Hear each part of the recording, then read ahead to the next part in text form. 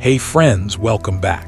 Tonight we're heading north again, into a country that likes to present itself as calm, orderly, and endlessly apologetic, but which, underneath all that flannel and maple syrup, has one of the strangest histories on the planet. Tonight you'll meet a spy who wasn't supposed to be a spy, a prime minister who took advice from the dead, a lake monster with a name like a cartoon character, and a jet so beautiful the government ordered it cut into pieces. Before we drift into all that, if you're new here, welcome to Boring History for Sleep, the place where history gets told slowly, softly, and just interestingly enough to keep your mind wandering until it stops wandering altogether. Feel free to like the video if it's helping you drift off, and subscribe if you'd like more of these easy, unhurried nights. We're also on Spotify now, so if you'd rather fall asleep to just my voice, without a screen glowing in the dark, you'll find the link waiting for you in the description. And to whoever suggested tonight's theme in the comments, thank you. This channel exists because of requests just like yours, and I do read every one, even the ones that come in at 3 in the morning from somewhere on the other side of the world. Now get comfortable, pull the blanket up, maybe switch on a fan or a heater for that low, steady hum in the background.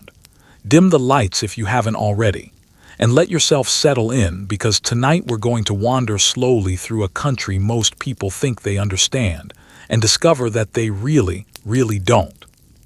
Have you ever wondered how a nation known for saying sorry too much ended up with a secret plan to invade its own neighbor? Or how a supposedly boring government leader spent his nights talking to a dead terrier? Could a country really misplace its own hockey trophy more than once, in more than one embarrassing way? Would you have survived a gold rush that legally required you to carry a literal ton of food on your own back before you were even allowed to look for treasure? And is there truly a monster living quietly in a lake in British Columbia, one so unthreatening that its name sounds like a breakfast cereal? Settle in, because we're about to find out. Wrap yourself in something warm, because where we're going it gets cold and stranger than you'd expect. Welcome to Canada, where the manners are impeccable and the history is anything but. Let's begin with a woman most people today only know from a candy box, though she deserves so much more than that. It was the summer of 1813, in the middle of a war most Americans and Canadians alike can barely remember the details of today, and a woman named Laura Secord was living in a modest farmhouse near the Niagara frontier with her husband James and their children. James had been wounded in an earlier battle and could barely walk, let alone travel. The region they lived in had become a contested strip of land, occupied at various points by American forces, and on one particular evening, a group of American officers made themselves comfortable inside the Secord home, using it as a place to eat, rest, and crucially, talk. They talked carelessly, officers relaxing over a meal in what they assumed was a friendly or at least neutral household tend to say more than they should, and what Laura overheard that evening was the outline of a surprise attack being planned against a nearby British outpost. She said nothing. She served the meal, kept her expression pleasant, and filed away every detail she heard. James could not make the journey to warn the British, so Laura decided that she would go instead. The distance she needed to cover was somewhere around 20 kilometers, through terrain with no real roads, across farmland, through dense forest, over swampy ground that could swallow a boot hole, all while avoiding American patrols who would have had no patience for a woman claiming an innocent reason to be wandering the countryside. She set out before the sun was fully up, wearing shoes never designed for that kind of punishment, and walked for most of the day. According to the story passed down through her family, she brought a cow along for part of the journey, not out of any real farming need, but as a disguise. A woman leading a wandering cow looked like nothing more than a farmwife chasing loose livestock, not a courier carrying military secrets. Historians have never been able to confirm the cow was real, and there's a certain charm in not knowing for sure. What is confirmed is that she arrived, exhausted, soaked and thoroughly worn down, at a British outpost commanded by an officer named James Fitzgibbon. She delivered her warning. Days later, when the Americans launched the attack they thought would be a surprise, British forces and their indigenous allies were ready and waiting. The ambush that was supposed to succeed instead collapsed, and the battle went to the defenders. And then, for most of the rest of her life, nothing happened. No parade, no pension, no public thanks. Fitzgibbon eventually wrote a letter confirming that her warning had been real and useful, but official recognition crawled forward at a painfully slow pace. It wasn't until she was an old woman, well into her 80s, that a visiting member of the British royal family heard her story secondhand and sent her a small sum of money as a token of gratitude. That modest gift was, essentially, the only formal acknowledgement she received in her lifetime. She died shortly after, largely unknown outside her own community. It took decades more before her name resurfaced, and when it did, it resurfaced in an unexpected form. A confectionery company, looking for a name that evoked old-fashioned courage and homegrown values, began using her name and likeness to sell chocolates. And so a woman who once walked through hostile territory to change the course of a battle became, for most Canadians today, simply the name on a box of caramels in the checkout aisle. It's the kind of quiet irony history seems to specialize in. The harder the sacrifice, the more likely it eventually gets flattened into a brand. From a forgotten act of courage, let's move to an entirely accidental piece of world culture, one that began, of all places, on a train platform. In the summer of 1914, a young Canadian Army veterinarian named Harry Colborne was traveling east with his unit, on his way to eventually join the fighting in Europe. His train stopped in a small town in northern Ontario, and there, on the platform, he came across a hunter who had an orphaned black bear cub for sale, the mother having been killed. Any sensible soldier heading toward a world war might have simply felt sorry for the animal and moved on. Harry, a veterinarian by training and evidently a soft touch by nature, paid the man $20 and walked away with a bear cub under his arm. He named her Winnie, after his hometown of Winnipeg.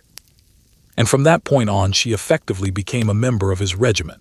She rode with the troops, slept near Harry's tent, ate from his hand, and behaved, by every surviving account, less like a wild animal and more like an overgrown, endlessly curious dog. She became something of a mascot and a morale boost for the entire unit as they crossed the Atlantic and settled into training grounds in England. But a battlefield is no place for a bear, however good-natured, and when Harry received orders to move to the front lines in France, he made the difficult decision to leave Winnie somewhere safe. He brought her to the London Zoo, fully intending to reclaim her once the war ended. At the zoo, Winnie quickly became a favorite. She was calm enough around visitors that children were allowed to feed her, and in some accounts, even ride on her back, a detail that says a great deal about both her temperament and the safety standards of the era.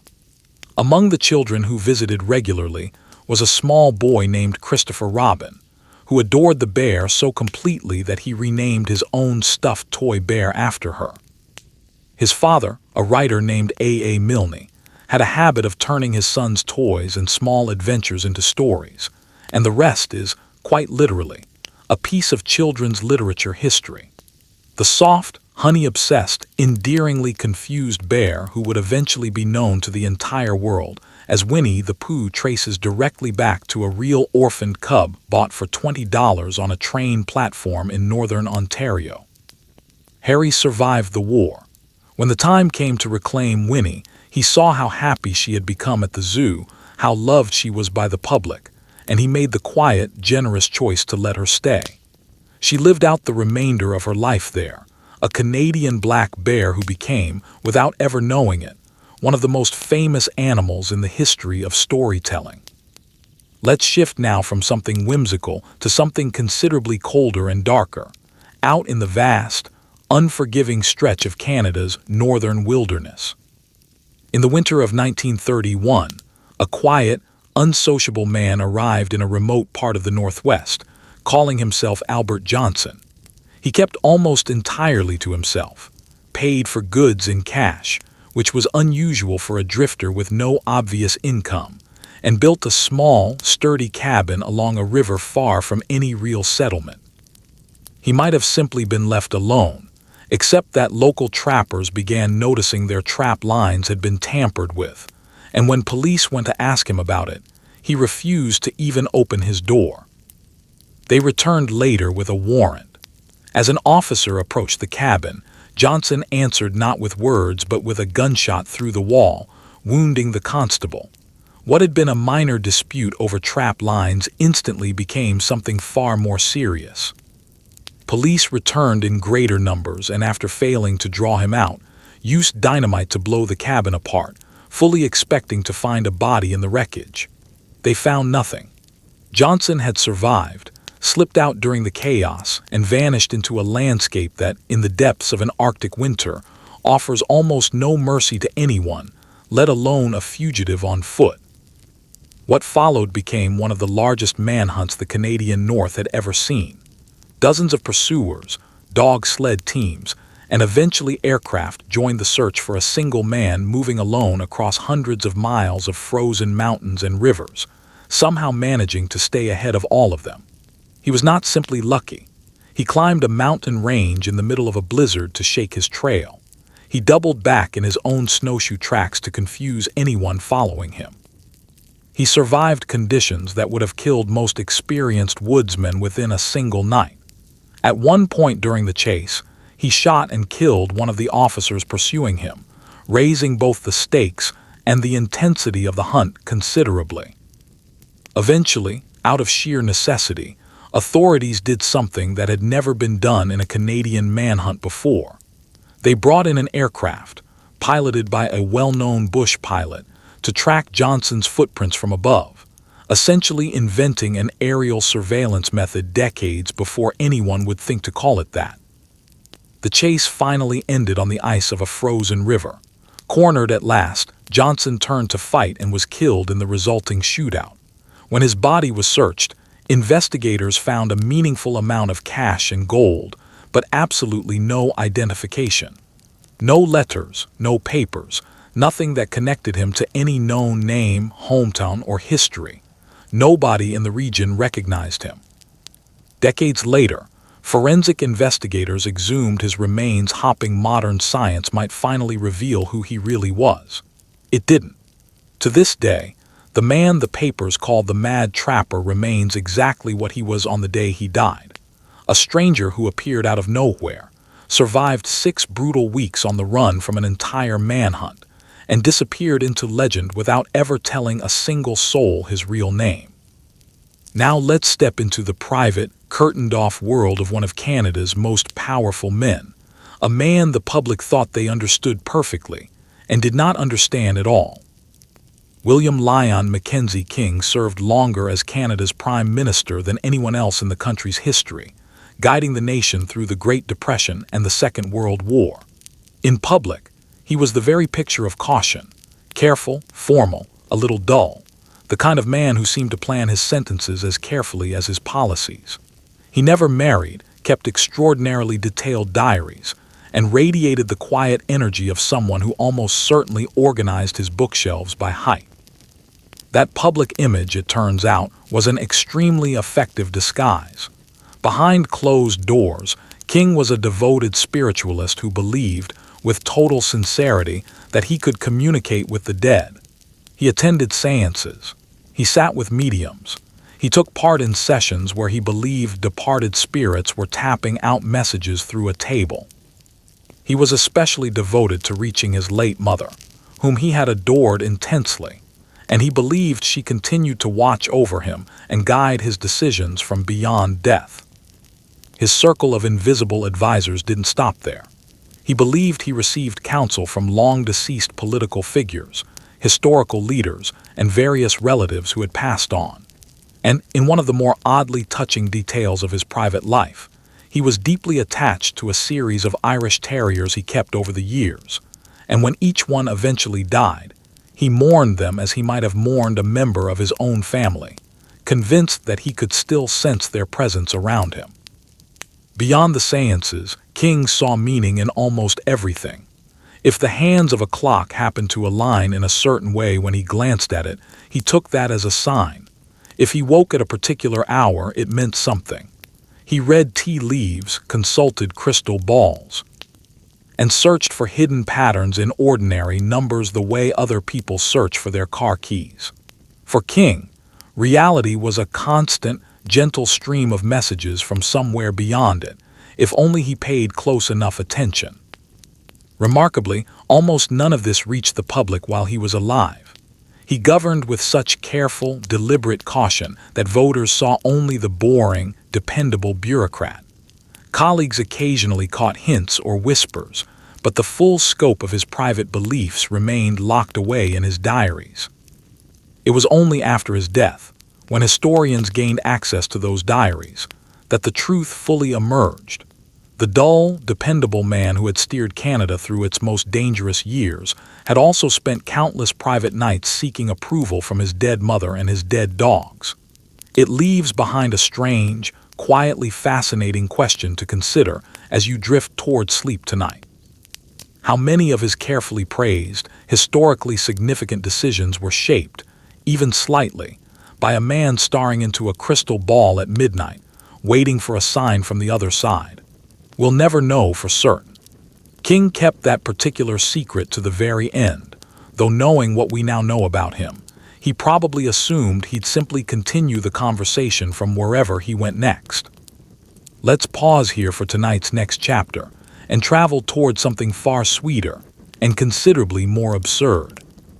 Somewhere in rural Quebec sits an enormous, closely guarded stockpile, one that most people outside the region have never heard of, holding a resource so central to the province's economy that officials genuinely refer to it as a strategic reserve. Not oil, not grain, maple syrup. Quebec produces the overwhelming majority of the world's maple syrup, and to keep prices stable from year to year, producers maintain a massive stockpile, millions of pounds of syrup held in reserve during good years so it can be released during leaner ones. It functions almost exactly like a national oil reserve, except the precious substance inside is something you'd more likely find drizzled over a stack of pancakes. A stockpile that valuable should, in theory, be guarded like a bank vault. It was not, and sometime between 2011 and 2012, a group of thieves noticed this gap in security and began quietly draining it. Working over the course of roughly a year, they would remove barrels, siphon out the syrup inside, and in many cases refill the empty barrels with plain water before setting them back neatly in place. From a distance, on a casual inspection, nothing looked wrong at all. Rows and rows of barrels, all seemingly full, all seemingly accounted for. The operation was patient, organized, and, in a strange way, almost admirable in its planning. The stolen syrup was trucked out and funneled into black market buyers, some of it shipped across borders and resold as legitimate product. Unlike stolen jewelry or a famous painting, maple syrup is remarkably difficult to trace. Nobody buying a bottle of syrup at a local diner is likely to ask where exactly it came from. It was, in its own sticky way, close to the perfect crime. By the time the scheme finally unraveled, thieves had made off with something in the neighborhood of $18 million worth of syrup, one of the largest thefts in Canadian history, and very possibly the single sweetest heist ever carried out anywhere in the world. The way it finally came apart involved no brilliant detective work, no high-tech alarm system. It happened because an inspector doing a routine check climbed onto a stack of barrels and nearly lost his balance, because one of them, which should have been heavy and completely full, was suspiciously, almost comically light. A quick knock against the side revealed it was hollow. That single wobbly barrel unraveled the entire operation. Investigators began checking others and found barrel after barrel filled with water instead of syrup. The fallout was significant. A sprawling investigation followed, resulting in a wave of arrests, with the ringleaders eventually receiving substantial prison sentences and heavy fines. Some of the stolen syrup was recovered. A great deal of it was simply gone, almost certainly poured over breakfasts across an entire continent by people who had no idea they were eating the proceeds of a multi-million-dollar conspiracy. It remains one of those stories that sounds far too strange to be real.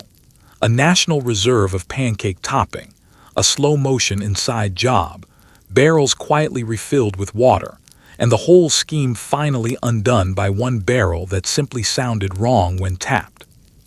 That's a good place to pause for the night's first stretch. We'll continue drifting through more of Canada's strange, true history in the next part, from a doomed Arctic expedition to a prime minister who once turned his own public illness into a political weapon. For now, let your eyes rest, let your breathing slow, and if you're already halfway to sleep, that's exactly where we want you. Let your shoulders drop again, let the blanket settle, and let's continue drifting north into more of this strange, quietly bizarre country. Before he became famous for the worst possible reason, Sir John Franklin was already known by an unflattering nickname, the man who ate his boots. On an earlier overland expedition through the Canadian Arctic, mapping a remote stretch of coastline, his party ran catastrophically short on food. The men were reduced to scraping edible lichen off bare rocks, and when even that ran out, they boiled and chewed the leather of their own boots simply to have something, anything, in their stomachs. Several men died. Franklin survived, returned to Britain, and was treated not as a cautionary tale but as a celebrity, boots and all. You would think a man who had once eaten his own footwear to survive the Arctic might, on reflection, decide he and the far north should quietly go their separate ways. Instead, years later, older and considerably less fit, he was handed command of the most ambitious Arctic expedition Britain had ever attempted. A final push to chart the long-sought Northwest Passage, a sea route through the top of the continent that explorers had been chasing for centuries. He set out with 2 sturdy ships and more than 100 men, stocked with tinned food, libraries of books, fine china, and even an early steam heating system, a floating monument to imperial confidence sailing directly into the ice. The ice was unimpressed. Somewhere among the frozen maze of Arctic islands, both ships became locked solid in pack ice, trapped through one winter and then a second. Franklin himself died out there, though exactly when and how remains uncertain even now. The surviving crew, starving and out of options, eventually abandoned the ships and set off on foot, dragging heavy boats and supplies across the ice and tundra, trying to walk their way to safety through a landscape with no mercy in it whatsoever. Not one of them made it. For years, nobody in Britain knew what had happened. Search parties were dispatched, rewards were offered, and slowly the grim truth emerged, largely through the accounts of Inuit witnesses who had encountered the dying men and later found their remains. Those accounts included a detail that Victorian Britain simply refused to accept, that in their final desperate days, some of the men had resorted to cannibalism. The claim was dismissed for generations, until much later forensic examination of recovered bones revealed cut marks entirely consistent with exactly that. The Inuit oral histories, it turned out, had been accurate the whole time. The wrecks themselves stayed lost for over a century and a half, subjects of obsession and legend, until modern search efforts, guided in large part by that same Inuit oral history, finally located them resting remarkably preserved on the ocean floor. So Franklin achieved a strange kind of immortality after all, not as the man who conquered the passage, but as the man who once ate his boots, sailed back into the same ice that nearly killed him, and led over 100 men into one of history's great unsolved disappearances. From tragedy, let's turn to something that lands a little closer to comedy, though it says quite a lot about the man at the center of it. Sir John A. Macdonald, Canada's first Prime Minister and the political architect who helped stitch the country together, was, by nearly every honest historical account, a spectacular and fairly public drunk. Rather than hide it, he leaned into it, and the most famous story about him has entered the realm of national folklore. As the story goes, MacDonald appeared at a public debate against a political rival, having apparently prepared himself rather too enthusiastically beforehand. Partway through the event, the combination of nerves and whatever he'd been drinking caught up with him all at once, and he was suddenly and quite visibly sick in front of the entire crowd. For most politicians, that would be a career-ending moment on the spot. MacDonald, however, was not most politicians. Without missing a beat, he wiped his mouth, gestured toward his opponent, and calmly explained that it wasn't the drink at all. It was simply that every time he was forced to listen to his rival's speeches, his stomach revolted on principle. The crowd, by every account, loved it.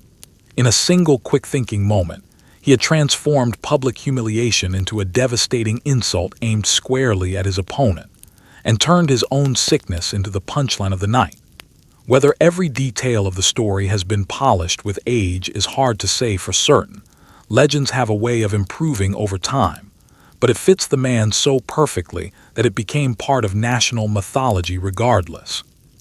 MacDonald genuinely was known for public drunkenness, and he genuinely kept getting elected anyway, because voters knew exactly what he was, forgave the mess, and valued the sharp political mind underneath it.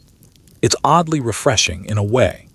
In an age when politicians work desperately to project an image of flawlessness, here was a founding father who was visibly, famously imperfect, and somehow made that imperfection part of his charm. Now for something that sounds almost too strange to be official government policy, and yet, for a few years, it genuinely was.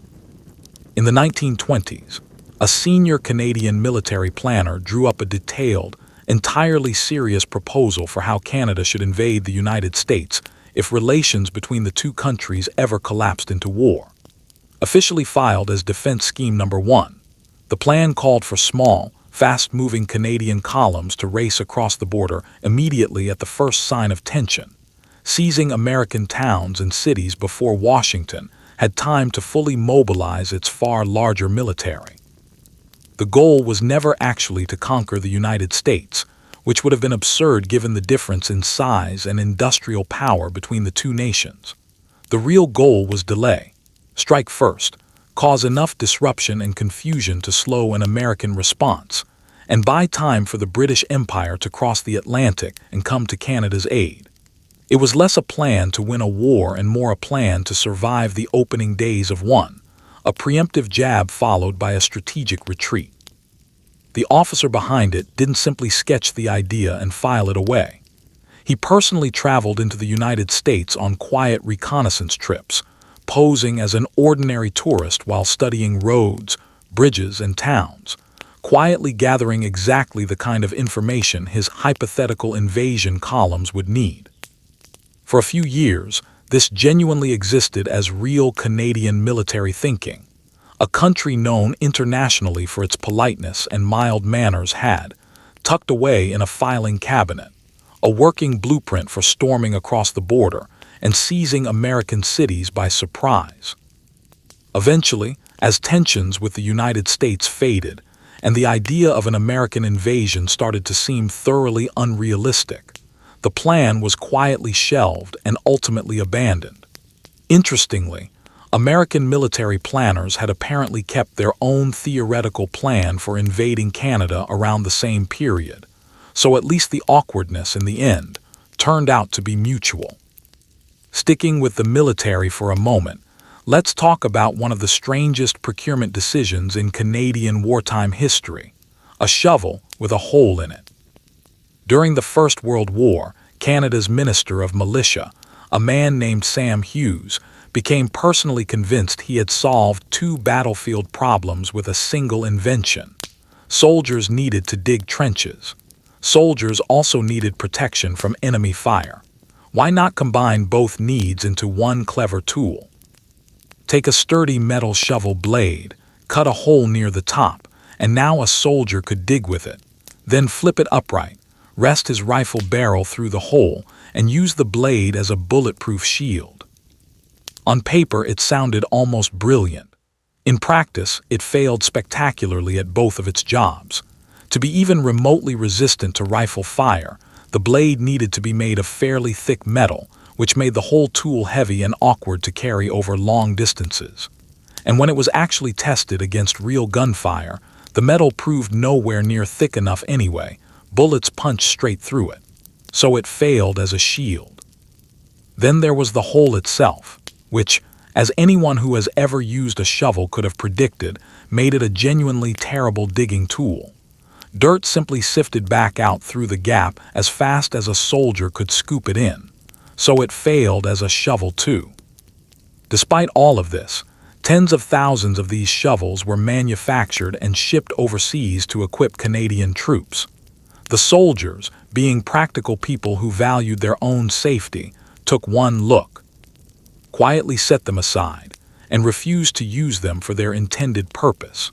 In the end, nearly the entire batch was gathered up and sold off as scrap metal, recovering only a small fraction of what had originally been spent. It stands today as a small, almost perfect parable about what happens when a powerful person falls more in love with his own cleverness than with the opinions of the people who will actually have to use the thing he's invented. Let's move now to a single, terrible morning that reshaped an entire city and briefly made a quiet Canadian harbor the loudest place on the planet. On a cold December morning in 1917, in the crowded harbor of Halifax, Nova Scotia, two ships collided in the narrow channel. One of them was loaded almost beyond belief with wartime explosives, essentially a floating bomb sailing quietly through a busy port full of people who had no idea what it was carrying. The collision itself wasn't catastrophic, but it was enough to spark a fire aboard the explosive-laden ship, and as that fire took hold, the burning vessel began drifting slowly toward the shoreline. A ship on fire in a harbor is, unfortunately, a spectacle, and people gathered to watch. They came to their windows. They stood along the docks. Children pressed their faces against the glass of nearby homes and schoolrooms. Nobody understood that the pretty, burning ship out on the water was moments away from producing the largest human-made explosion the world had ever witnessed. The crew, who understood exactly what was about to happen, had already abandoned ship, with no way to warn the crowds gathering to watch. Then it detonated. An enormous swath of the city was erased in an instant. Buildings flattened, entire neighborhoods reduced to splinters and rubble. The blast hurled pieces of the ship for remarkable distances, including part of an anchor weighing over half a ton, which landed miles from the harbor. The explosion was so powerful it briefly pushed the water clean out of the harbor, exposing the seabed before the ocean surged back in as a punishing wave. Roughly 2,000 people were killed, and around 9,000 more were injured, a catastrophic toll for a single city in a single moment. And there was a particularly cruel detail to it all. Many of the people who had gathered at their windows to watch the fire were standing directly behind glass when the shockwave hit, and countless survivors were blinded or lost their eyesight to flying shards. The tragedy would go on to reshape the study of eye injuries and blindness care for decades afterward.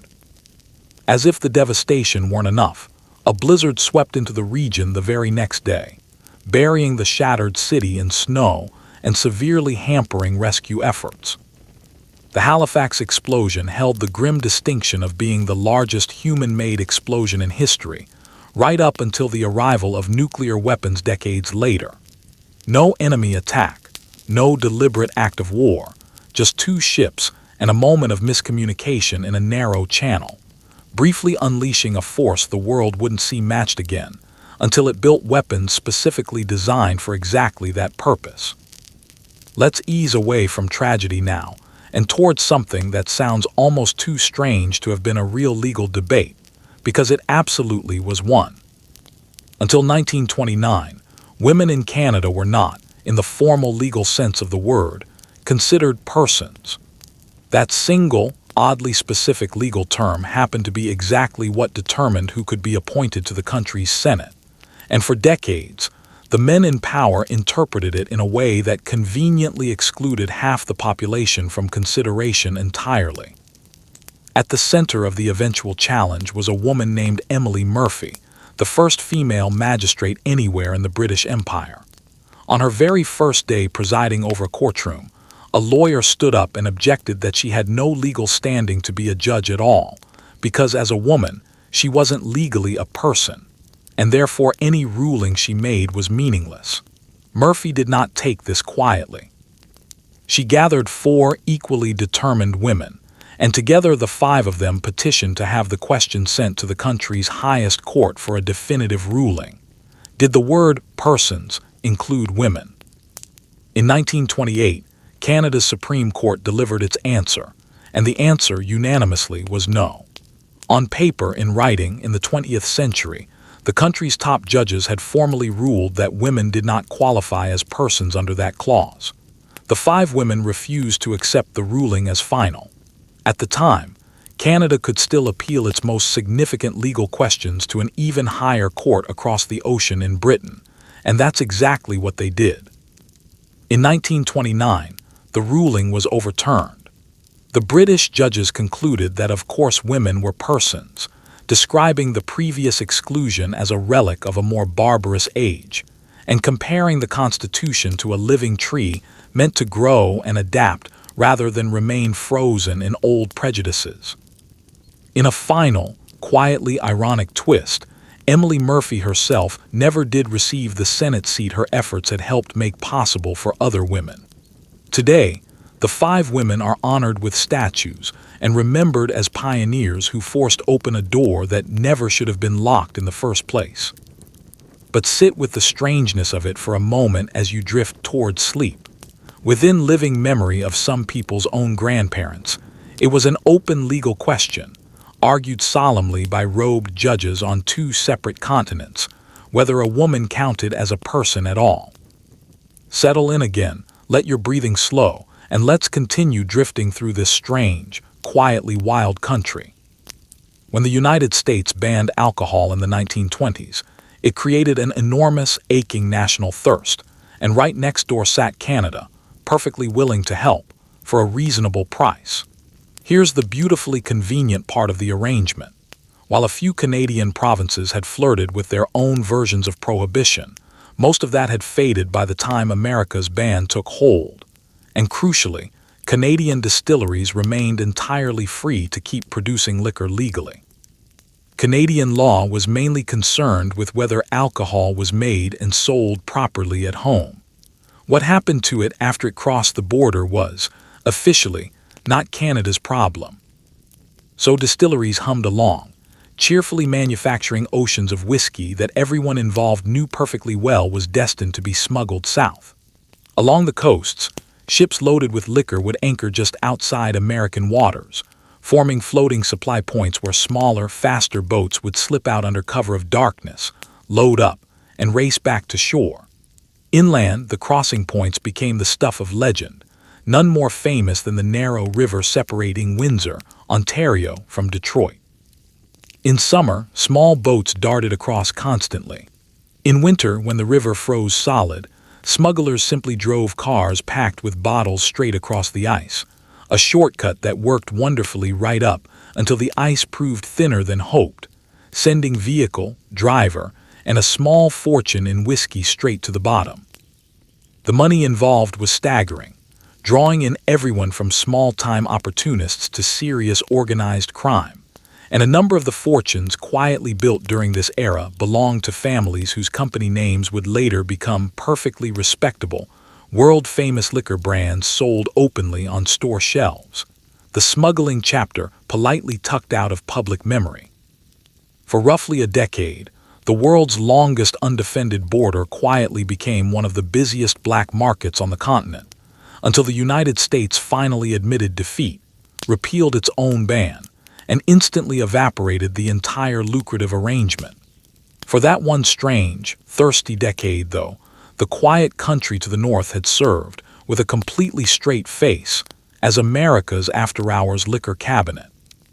Let's turn now to one of Canada's most beloved conservationists, a man who spent his career telling the truth about the wilderness, while telling an enormous lie about himself.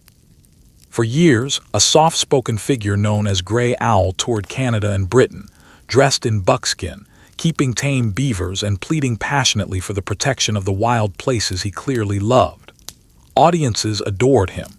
He claimed indigenous heritage, spoke movingly of a life born to the wilderness, and became, for a time, one of the most famous conservationists on Earth.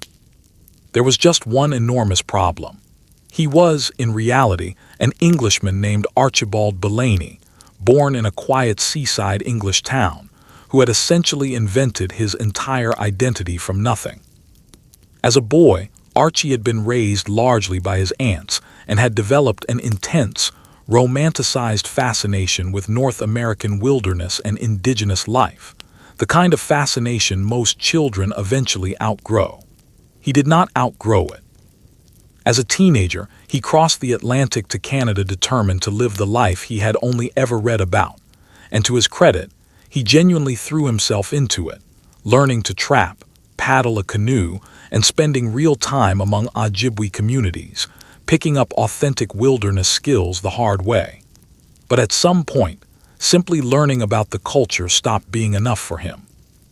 He began reinventing himself completely, growing his hair long, darkening his skin, dressing in fringed buckskin, and telling people he was of indigenous descent, with an elaborate invented backstory to match.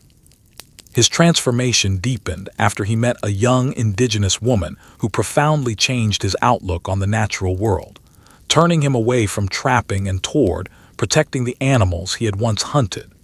He adopted orphaned beaver kits, raised them near his cabin, and became one of the earliest and most passionate voices for wilderness conservation at a time when almost nobody was talking seriously about it. His books became bestsellers, his lecture tour drew enormous crowds across 2 continents, and he even performed before members of the royal family, all while wearing an identity that was, from top to bottom, invented. When he died, the truth came out almost immediately. Newspapers revealed that the beloved indigenous conservationist had actually been an Englishman who fabricated his entire heritage, and the revelation tangled his legacy into a knot people still argue about today. His deception was real, and by today's understanding, genuinely troubling, an appropriation of an identity that was never his to claim. And yet his message about protecting the natural world was completely sincere and remarkably ahead of its time.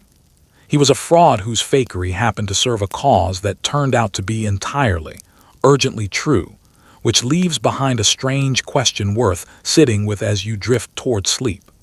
What do you do with a liar who spent his invented life telling the world something it desperately needed to hear?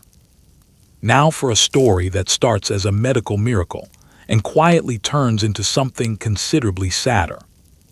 In 1934, in rural Ontario, 5 identical baby girls were born at once, the first known set of quintuplets to survive infancy. It should have been a private family miracle. Instead, the government intervened almost immediately. The bobbies were dangerously premature, tiny enough together to weigh only a fraction of a normal single newborn, and their survival in an era with none of today's advanced medical technology was genuinely astonishing. It made headlines around the world almost overnight, and that worldwide fame is exactly where the real trouble began. This was the middle of the Great Depression, a bleak, money-starved period, and 5 surviving identical bobbies were an irresistible sensation. Promoters and businessmen began circling almost immediately, seeing not 5 children but 5 tiny opportunities. When word spread that the girls might be exploited commercially, the provincial government stepped in, declaring that the bobbies needed protection, which sounds noble until you learn exactly what that protection looked like. The girls were removed from their parents' custody and made wards of the state, and a special facility was built for them, directly across the road from their own family's home, complete with a nursery and an observation area with screened windows, so that visitors could watch the children go about their day without the children seeing them back. In the name of shielding the girls from becoming a spectacle, the authorities had turned them into exactly that. The attraction became a phenomenon, drawing tourists by the busload day after day to watch the 5 girls play in their yard on a fixed daily schedule. Over the following years, millions of people made the trip. Souvenir stands and gift shops sprang up around it, and the girls' images were used to sell products of every kind. They became, in effect, the most famous bobbies on Earth, and nearly everyone seemed to profit from that fame except the girls themselves. Eventually, after years of this arrangement, the quintuplets were finally returned to their family, though the reunion was far from the happy ending the story seemed to promise, and the weight of those strange early years followed them for the rest of their lives. It's a story that sounds almost too bizarre to be real. A government responding to the fear that children might be exploited by promptly and officially exploiting them itself, complete with a viewing gallery and a gift shop, and a quiet reminder that some of history's most unsettling chapters aren't the loud, violent ones, but the ones where everyone smiled and waved through the glass, genuinely believing they were doing something kind. Let's lighten the mood a little with a tradition that is, by any reasonable measure, completely ridiculous and completely real. In Newfoundland, there exists a ritual for welcoming outsiders into the fold, and it involves a fish. In a ceremony known as the screech-in, a newcomer, affectionately called a come-from-away by locals, is gathered up, usually in a lively pub, and asked to recite a phrase in the region's thick local dialect. It rarely goes smoothly on the first attempt, which is entirely the point. Watching a bewildered visitor mangle unfamiliar words is half the entertainment. Next comes a shot of a strong, dark rum called screech, downed in one go, typically producing a fresh round of watering eyes. And finally, the main event. A real fish, cold and utterly indifferent to the whole affair, is produced, and the newcomer is instructed to plant a firm kiss directly on its lips. Survive all of that, and you are declared an honorary Newfoundlander, sometimes handed a small certificate to prove it. What makes the tradition genuinely wonderful is that everyone involved knows exactly how silly it is, and that's the entire charm of it. It isn't solemn. It's a celebration of hospitality dressed up as a dare. A way of welcoming strangers by asking them to be good sports, laugh at themselves, and trust that the people putting them through it are doing so purely out of affection.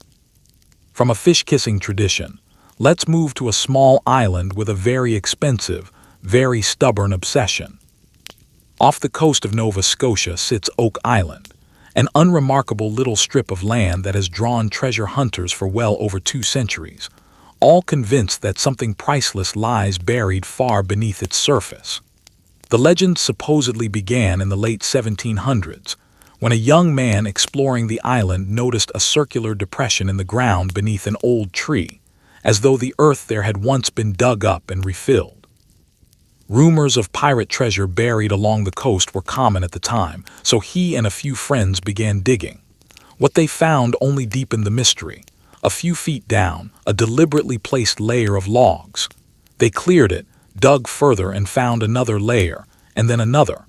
Someone, at some point, had gone to enormous effort to bury something deep, sealing the shaft at intervals as they went. The island had a nasty trick waiting for anyone who dug too far. Push the shaft deep enough, and it would suddenly flood with seawater, filling faster than anyone could bail it out. Many became convinced that whoever built the pit had engineered hidden tunnels connecting it to the ocean, designed specifically to drown the shaft the moment a would-be thief got close. Whether that's genuine ancient engineering or simply the natural behavior of a hole dug near the sea has been argued endlessly ever since. Either way, the flooding has defeated expedition after expedition for over 200 years. Treasure hunters have brought shovels, then pumps, then drills, then enormous modern excavation equipment, sinking staggering amounts of money into the effort, and in a few tragic cases losing their lives when the digging went wrong. Theories about what supposedly buried there range from pirate hoards to hidden noble treasure to sacred relics to lost literary manuscripts, and not one of them has ever been proven, because in more than 2 centuries of obsessive excavation, nobody has ever pulled a definitive treasure out of the ground. It is, in the end, less a treasure site and more a remarkably efficient machine for quietly converting human confidence into empty bank accounts. And finally for tonight, let's drift toward the coast for a genuine, government-documented mystery. On an autumn evening in 1967, residents near Shag Harbor, Nova Scotia, watched something with glowing lights descend from the sky and disappear into the water. This wasn't simply a fisherman's tall tale told over drinks. Multiple witnesses, from different vantage points, saw the lights come down and strike the surface with what several described as a bright flash, after which the object appeared to float briefly before sinking beneath the waves. Police were called, and some officers saw the lights themselves. Assuming an aircraft had crashed, a genuine emergency response was launched. Boats searched the harbor. Military divers were brought in over the following days to search the seabed for wreckage. They found nothing. No crashed plane, no debris field, no wreckage of any kind. And when authorities checked, no aircraft, civilian or military, had been reported missing anywhere in the region. Whatever it was that so many people had watched descend from the sky and vanish into the harbor, it matched no known aircraft, and it left behind no physical trace anyone could recover. The case was eventually filed away under the unglamorous heading of an unidentified flying object, one of the very few such incidents anywhere in the world backed by real government documentation, credible multiple witnesses, and an official search that came back completely empty-handed. No dramatic explanation was ever confirmed. Canada looked into it, searched the water thoroughly, found nothing, and then, in about the most Canadian way imaginable, quietly closed the file and moved on. The lights over Shag Harbor remain unexplained to this day. Let the world outside fade a little more, and let's continue. In the early 1920s, a small team of researchers working in Toronto achieved something that, at the time, seemed almost unbelievable. They discovered insulin, transforming a diagnosis that had once been a near-certain death sentence into a manageable, livable condition. And then, having done something extraordinary, they did something even more extraordinary. Rather than seeking to become spectacularly wealthy from the discovery, they sold the patent rights to their own university for $1. To understand why that mattered so much, you need to understand how hopeless a diabetes diagnosis was before their work. For patients with the most severe form of the disease, there was essentially no real treatment available. Doctors could offer only brutal, near-starvation diets that might buy a little extra time while the person slowly wasted away. Hospital wards held children quietly fatting toward the end, and there was nothing anyone could do but watch.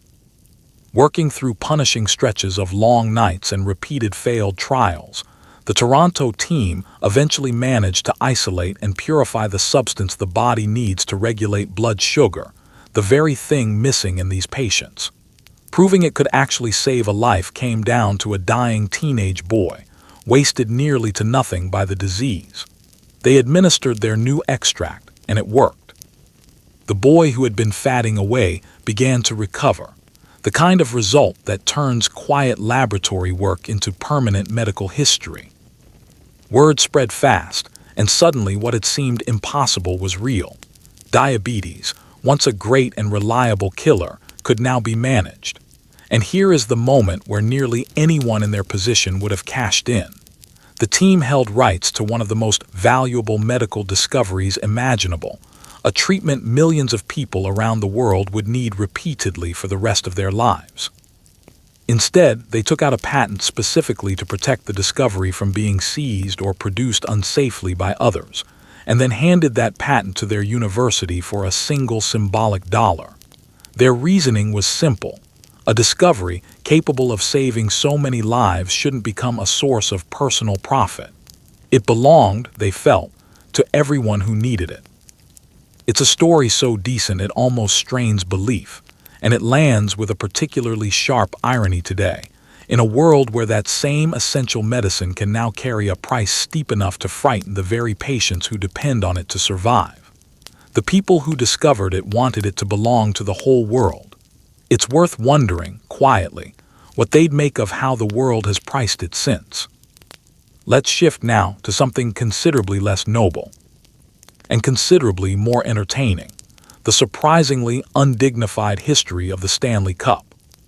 Today, the cup is treated as the most sacred object in hockey, handled almost like a holy relic, hoisted by players who openly weep at the sight of it. Historically, though, it has been treated less like a treasure and more like a very heavy, frequently unwelcome party guest. It was donated well over a century ago by a British aristocrat serving as the country's governor-general, intended as a grand prize for the country's best hockey team, and it has since become the single most coveted trophy in the sport. There's a cherished tradition attached to it too. Rather than lock it away in a display case, the winning team gets to spend real time with it, and individual players are each granted a personal day to take the cup wherever they please and do with it whatever they like. And that, of course, is exactly where the trouble begins. Hand the most sacred object in your sport to a rotating cast of ecstatic, celebrating athletes, and tell them to take it home and have fun with it, and you are going to end up with stories. The most legendary of them involves a group of players from an early championship team who, flush with victory and quite possibly a fair amount of drink, were making their way home past a frozen canal. On a dare, or perhaps simply in a burst of triumphant nonsense, someone drop-kicked the cup out onto the ice, where it skidded to a stop. In some tellings, it was left there overnight before the sheepish, sobered-up players returned the next day, no doubt relieved to find it hadn't sunk out of sight. That's only the beginning of its long list of indignities. Over the decades, the cup has, by various accounts, been left behind on the side of a road and forgotten, abandoned for an embarrassingly long stretch at a photography studio, and in one particularly memorable case, ended up in a family's home used casually as a flower pot, filled with soil and blooms as though it were a decorative planter rather than the pinnacle of athletic achievement. The personal day tradition has only added to the legend. The cup has been used to hold and serve food and drink, has had bobbies playfully baptized in its bowl, has been taken to wild parties, and has reportedly even been used at least once as a dish for a family pet. The wonderful thing is that all of it has only added to the trophy's charm. Most great prizes sit pristine behind glass, untouched and a little lifeless. This one has a life story, battered, well-traveled, and deeply human. So the next time you see players lift that gleaming silver cup with tears in their eyes, remember it has almost certainly, at some point in its long history, also been a flower pot, a soccer ball, and a dog's dinner dish, and somehow that only makes it more beloved. Let's turn now toward the far northwest, and toward one of the more grueling chapters in the country's history, the Klondike Gold Rush. When word reached the outside world that gold had been discovered in a remote corner of the Canadian North, it triggered one of the great frenzies of the era. Something in the neighborhood of 100,000 people dropped their entire lives, jobs, homes, families, and set off for the gold fields, convinced that riches were simply waiting in the creeks to be scooped up. Very few of them had any real idea what they were walking into, because the goldfields were guarded not by fences but by geography, and the geography was merciless. To reach the diggings, a would-be prospector generally had to sail north as far as boats could go, cross a wall of brutal coastal mountains on foot, and only then continue by river to the boom town at the heart of the rush. The region was so isolated and unforgiving that food and supplies simply couldn't be relied upon to reach it, and stampeders were arriving in enormous numbers with wildly inadequate provisions, meaning that people were, quite literally, at real risk of starving to death before ever reaching the goldfields at all. So the authorities stationed at the border laid down a rule that was as harsh as it was practical. Nobody would be allowed to cross into the interior unless they carried roughly a full year's worth of supplies, food, tools, and clothing, adding up to something in the neighborhood of a ton of goods per person. Show up with less, and you were simply turned back, no exceptions, no matter how badly you wanted that gold. And here is where the real ordeal began, because nobody could carry a literal ton on their back in a single trip. Prospectors had to haul their mountain of gear up the most notorious mountain pass piece by piece, loading roughly 60 pounds at a time, climbing the brutal slope, dropping the load at the summit, and trudging back down to repeat the process again and again. It could take dozens of trips, spread across weeks, to move a single person's supplies over that one pass, an endless grinding chain of exhausted climbers hauling their lives up a mountain of snow and ice. By the time most of these people finally reached the goldfields, the best claims had long since been snapped up. The vast majority never struck any meaningful gold at all. They had endured one of the most physically brutal journeys imaginable, hauling a ton of food and gear up a mountain, only to arrive too late for any of it to matter. If you ever needed proof that the dream of easy fortune is almost never either easy or a fortune, the Klondike carried it up that mountain pass, one crushing load at a time. And let's close tonight's chapter with the origin story of Canada's most iconic symbol, the red-coated Mountie. The force did not arrive gently. It was created in a hurry, in direct response to a violent event known as the Cypress Hills Massacre, in which a group of American wolf hunters, wrongly convinced that a nearby indigenous camp had stolen some of their horses, attacked and killed a number of men, women, and children in a brutal act of frontier violence dressed up as justice. When news of the massacre reached officials back east, it landed as a serious warning. If armed foreigners could ride into Canadian territory and commit a massacre with no consequences, then Canada didn't truly control its own western frontier. It merely had a claim to it on a map. The government moved quickly to create a mounted police force, dress them in distinctive red coats, and send them west to impose order and shut down an illegal, deeply exploitative whiskey trade that had taken hold across the plains. It was a sound idea. The execution, unfortunately, was another matter. The force set out on an enormous overland journey of roughly 1,000 miles to reach the troubled region, and by nearly every measure it was a slow-motion disaster. The expedition was underprepared and overly ambitious. Horses, unused to the harsh conditions, began weakening and dying along the way. Food ran low. Water was scarce and often foul. Men and animals alike suffered terribly under the sun, the distance, and the sheer grinding monotony of the open plains. And yet somehow they made it. Battered, thinned out, and thoroughly humbled, the survivors reached their destination, established their posts, and began the long work of bringing order to the frontier. Out of that chaotic, miserable trek grew one of the most recognizable institutions on Earth, the gallant, upright Mountie of postcards and legend, who traces directly back to a hasty response to a massacre, and a march so badly planned it very nearly killed the men sent to fix things in the first place. Let your body sink a little deeper into the mattress, and let's continue wandering through this strange, endlessly surprising country. Here's a quiet one to drift on for a moment. Canada may owe its very name to a simple misunderstanding. When early French explorers arrived along the shores of the great river carving through the eastern part of the continent, they were, like most explorers of the era, eager to learn what everything around them was called. Local indigenous guides, speakers of an Iroquoian language, used a word, roughly rendered as Kanata, to point toward a nearby settlement up the river.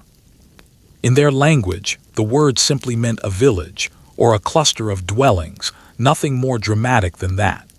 They were, in effect, giving directions, the way anyone might say the town is just up the road. The explorer, however, appears to have heard something far grander. Whether through genuine confusion or simple wishful interpretation, he took the word to be the name of the entire surrounding land. And from there it spread outward across maps and documents, the territory it supposedly named growing larger and larger over the following decades, until it eventually stretched to cover one of the largest countries on the planet. It's worth being fair to history here. The details are murky, as they always are with events this old, and the meeting of languages is a messy business. But the widely accepted origin really does trace back to that indigenous word for a small settlement, elevated far beyond its original meaning by newcomers who didn't fully grasp what they were being told. There's something almost fitting about it. No conquering general stamping his own name across the land. No king demanding the territory be named in his honor. Just a polite exchange of directions, slightly misunderstood, that simply stuck around because nobody ever bothered to correct it. Let's move now to a warm summer afternoon that turned, in a matter of minutes, into the deadliest few minutes of weather in the country's recorded history. In the summer of 1912, the young prairie city of Regina was going about an ordinary holiday afternoon, warm, relaxed, the kind of day when people are out enjoying themselves without a single worry, when the sky slowly began shifting to an unnatural, sickly shade of green. The trouble with the open prairie is that there's nothing to hide behind and nothing to slow a storm's approach. The land is famously, endlessly flat, charming on a calm day, and genuinely frightening the moment the weather turns hostile. A funnel dropped out of the churning sky and touched down, and what followed was swift and devastating. The tornado tore directly through populated parts of the city, flattening homes, demolishing larger buildings, and tossing debris through the air in a matter of minutes, because tornadoes do their worst with almost no warning at all. People had barely any time to react. One moment it was a pleasant holiday afternoon. The next, the world was being torn apart around them. The human toll was severe, and the storm claimed a number of lives, earning it the grim distinction of being the deadliest tornado ever recorded in Canadian history. Many more were injured, and countless families were left homeless within minutes, their homes simply gone. In the aftermath, the young city faced an enormous task, digging out from the wreckage, tending to the injured, and slowly rebuilding what the wind had erased in moments. And rebuild it did, dusting itself off and carrying on, the way prairie towns tend to. But the memory of that afternoon lodged itself permanently into the country's history, a reminder of something people rarely associate with Canada. Most people picture snow and endless winters when they think of Canadian weather. They rarely picture a flat, golden landscape turning into a screaming green nightmare within the space of a single afternoon. From natural disaster, let's move to a very human one, an ambitious sports car that very nearly bankrupted an entire province. In the 1970s, the province of New Brunswick decided to help build the future. A sleek, gull-winged sports car with dramatic upward-swinging doors, marketed under the name Bricklin. It was meant to be safe, stylish, and a glowing source of local pride, a homegrown symbol of modern Canadian industry. An entrepreneur pitched the vision, the province signed on enthusiastically, and substantial public money was poured into getting the venture off the ground. The car really did look the part, low, sleek, and eye-catching, with those unmistakable upward-swinging doors that made it look like something out of a film about the future. The trouble was that looking futuristic and actually functioning reliably turned out to be two very different things. Those signature doors, so elegant on paper, proved heavy and temperamental in practice, occasionally sticking shut and trapping drivers inside while they contemplated their life choices. The body panels warped and gave the assembly line constant headaches. Every quality problem cost real money to fix. And that brought the whole venture to its fatal flaw. The numbers never worked. Building each car cost more than the price it was actually sold for, a wonderful way to run a charity and a catastrophic way to run a business. The more successfully the factory built cars, the faster it lost money. The costs spiraled out of control, funding dried up, and the company collapsed into bankruptcy, taking a substantial amount of public money down with it. Only a few thousand cars were ever built before the dream came apart entirely, leaving behind unpaid bills, and a province wondering how its glamorous leap into the future had gone so badly wrong. Here's the twist that softens the story a little. Because so few were built, and because the design really was so striking, surviving Bricklins eventually became genuine collector's items, sought after by enthusiasts who admire their gorgeous, doomed ambition.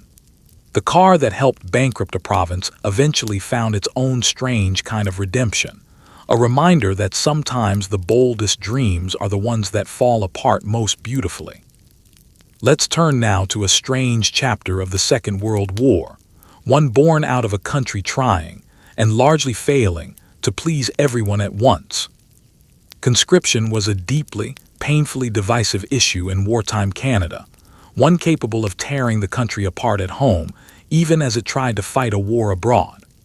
Large parts of the population strongly opposed forcing men into overseas combat in a distant war, while others felt just as strongly that every eligible man should be required to serve. Trying to hold the country together through that divide, the government reached for a classic compromise, the kind that tries to please everyone and ends up producing something genuinely strange. The law allowed men to be conscripted, but only for the defense of Canada itself. These draftees could be required to put on the uniform, train, and serve within the country's own borders, but they could not be compelled to actually ship out and fight overseas. That final step had to be entirely voluntary. This produced a peculiar situation, a whole category of trained, uniformed soldiers staying firmly at home while their volunteer counterparts shipped off to face the real dangers of the front. Soldiers, understandably, were not shy about their opinions on the matter, and the volunteers who had chosen to fight began mockingly calling the home defense conscripts zombies, the living dead of the Canadian Army, present in uniform but never truly in the fight. The label was cutting, and it stuck hard, capturing all the frustration of the moment in a single sneering word. As the war dragged on and the need for more soldiers overseas grew increasingly desperate, pressure mounted to finally send these home defense men into the actual conflict. And when that pressure eventually won out, it triggered a serious political crisis and a wave of bitterness on all sides. Anger from those who felt betrayed by being sent after all, and anger from those who felt the men should have gone long before. It's a chapter that sounds almost too strange to be true. A nation so divided over how to wage war that it invented an entire category of soldier who could be drafted but not deployed, and then watched their own comrades brand them the living dead.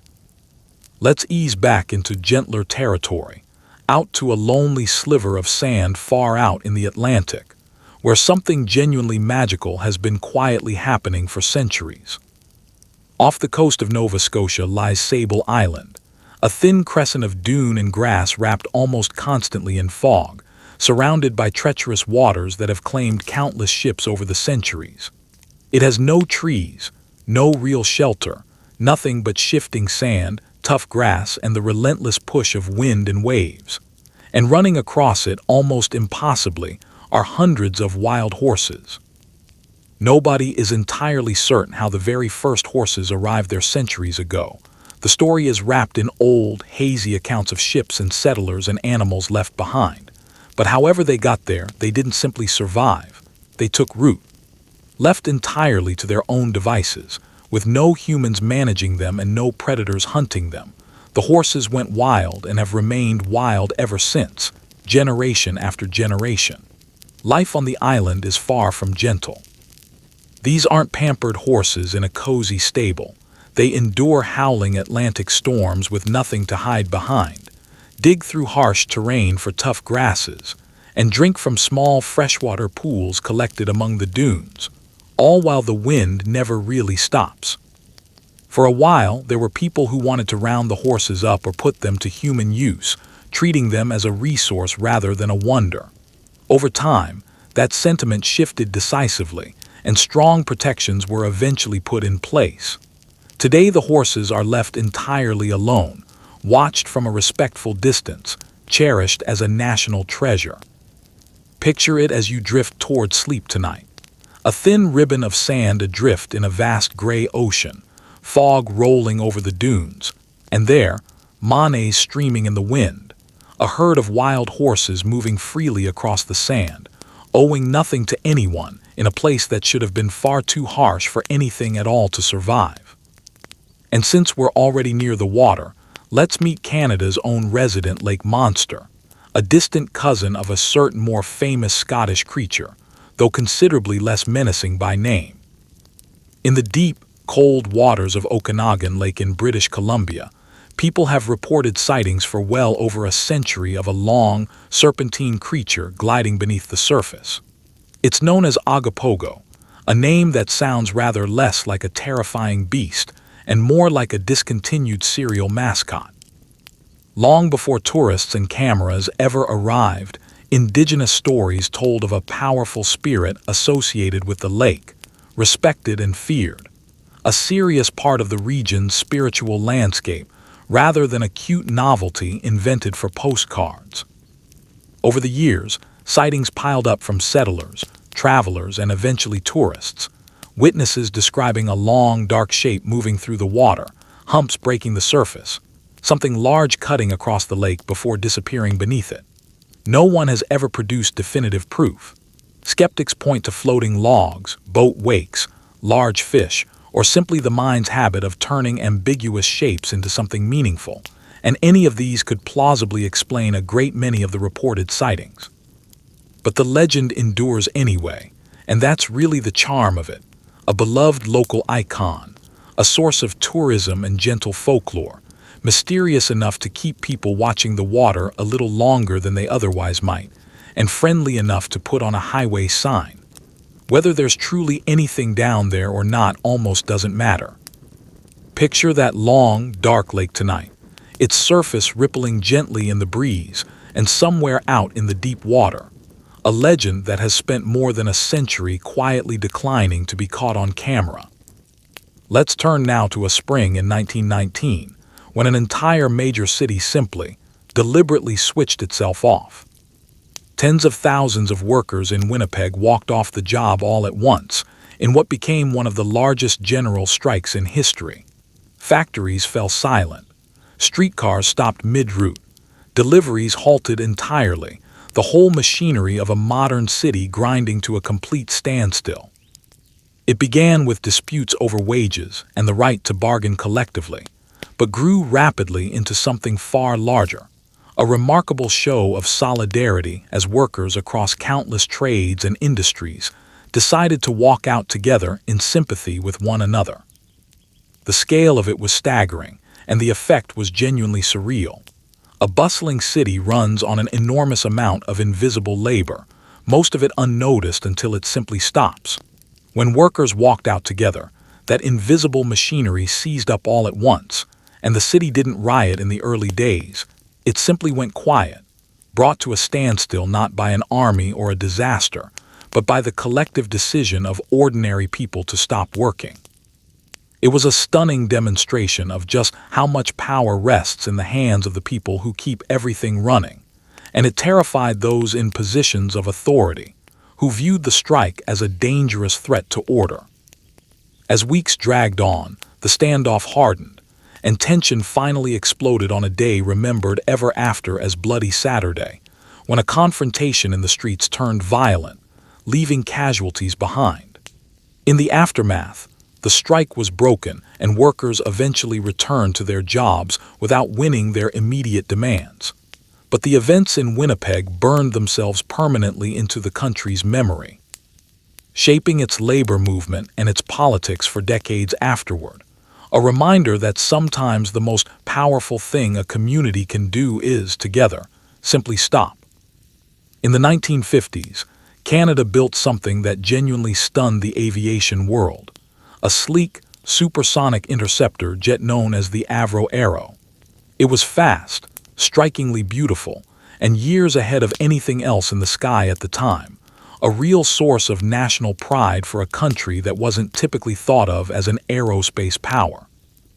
In an era when the world's great powers were pouring enormous resources into cutting-edge aviation, Canada, not a superpower, not an aerospace giant, had designed and built a jet capable of standing shoulder to shoulder with anything else being produced anywhere else on Earth. The aircraft was a striking, needle-nosed, delta-winged interceptor built to defend the country's vast northern skies against potential Cold War threats. When it was unveiled publicly, it was a genuine triumph, a symbol of what a relatively small country could achieve when it dared to aim high. The engineers and workers behind it were among the very best in the world, and for a moment, the future looked dazzling. National pride swelled. This wasn't just a plane, it was a statement about what the country could become. And then it all came crashing down with brutal suddenness.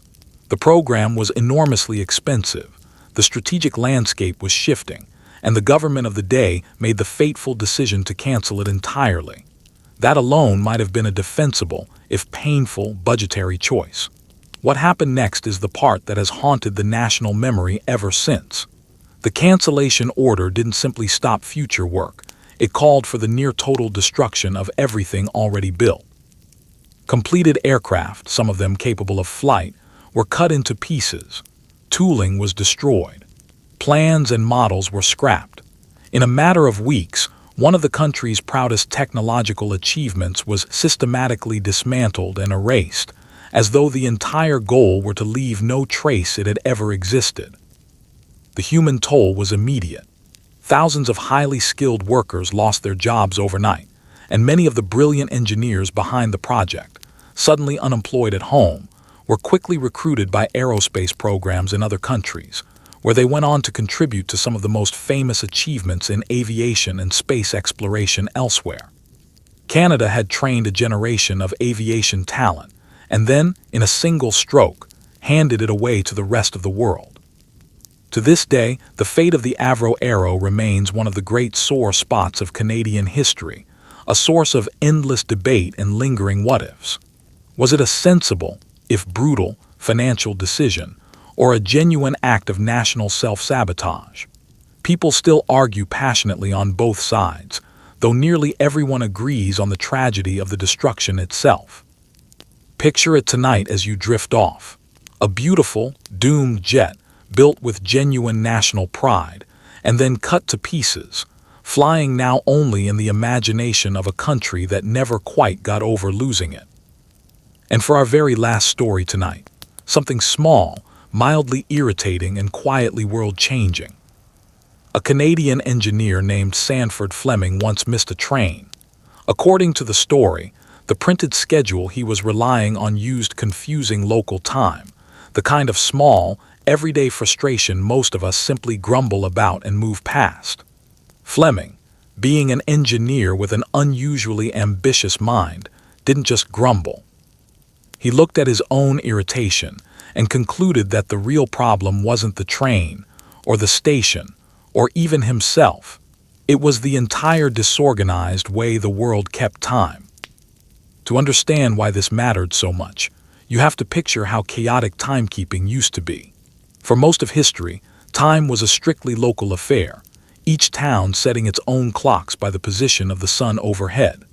That worked perfectly well when the fastest anyone traveled was on horseback, and nobody much cared whether the next town over was a few minutes ahead or behind. Then came the railways, and that cozy local arrangement fell apart almost overnight. Suddenly, people and goods were moving across vast distances at unprecedented speed, passing through dozens of towns that each kept a slightly different local time, turning any attempt at a coherent train schedule into a genuine nightmare, and leaving travelers endlessly confused about when anything was actually happening. Fleming's proposed solution was as ambitious as his irritation was small. He championed the idea of dividing the entire globe into a series of standard time zones, broad bands within which everyone would agree to keep the same time, with orderly, predictable jumps from one zone to the next as you traveled. Instead of thousands of slightly mismatched local times, the planet would run on one tidy, shared system, making long-distance travel and communication actually workable. He promoted the idea energetically at international gatherings where the great questions of standardizing time were being debated, and remarkably, the idea won. The world gradually adopted a version of exactly what he had proposed, and standard time zones became the invisible scaffolding of modern life, the quiet reason a clock in one country can tell you, with confidence, exactly what time it is in another. So as you finally drift toward sleep tonight, watching the minutes tick gently by, remember that the orderly march of those very minutes across the globe traces back, at least in part, to a mildly irritated Canadian who missed his ride and decided the whole world's clocks needed sorting out. And so our long, quiet wander through Canada's strange history comes gently to a close. Tonight you've met a woman who walked 20 kilometers through enemy territory and ended up on a chocolate box, a soldier who brought a bear cub to war, a prime minister quietly asking his dead dog for advice, thieves who made off with a small lake's worth of maple syrup, an explorer who ate his own boots and then somehow went back for more, wild horses on a windswept sandbar, a monster with a name too silly to be frightening, a jet too beautiful to be allowed to live, and a country possibly named entirely by accident because two people misunderstood each other over simple directions. It's easy to laugh at all of it, and you should. But underneath the absurdity is something quietly moving. These were real people, muddling through freezing winters, brutal journeys, hard choices, and long odds, usually with no idea they'd ever end up as history at all. They built, they blundered, they endured, and every so often they did something so strange or so quietly brave that we're still telling their story a century later. So tonight, as you settle deeper into your warm, safe bed, with the room quiet and the door softly locked, maybe spare a small, sleepy thought for all of them. The dreamers and the drifters, the stubborn and the ridiculous, the ones who hauled a ton of supplies up a frozen mountain, and the ones who simply refused to give up. History, it turns out, is far stranger and far more human than anything we could invent on our own. I know I said good night, but let's keep the night going a little longer, since there's plenty more strangeness tucked away in this country's past. Settle back in, let your eyes go heavy again, and let's continue. Let's start with a battle that, more than almost any other single event, is often described as the moment a collection of colonies started thinking of themselves as one nation. In the spring of 1917, in the middle of the First World War, Canadian troops were given an assignment that previous armies, including seasoned British and French forces, had already attempted and failed to achieve. Capture Vimy Ridge, a heavily fortified high point in northern France that had cost tens of thousands of lives in earlier attempts and never actually been taken. For the first time in the war, all 4 divisions of the Canadian Corps, men from every part of the country, from fishing villages in the east to prairie towns in the west, would fight together as a single unified force rather than being scattered piecemeal among British units. The preparation was meticulous in a way that previous assaults simply hadn't been.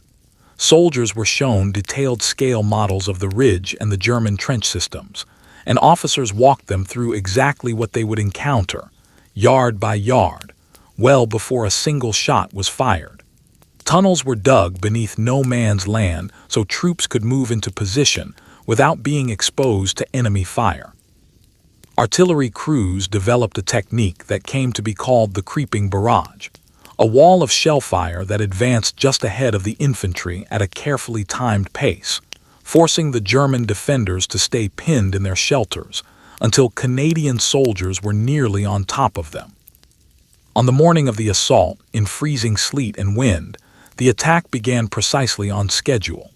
Within a matter of hours, most of the ridge had fallen, a position that had resisted capture for years taken in a single coordinated push.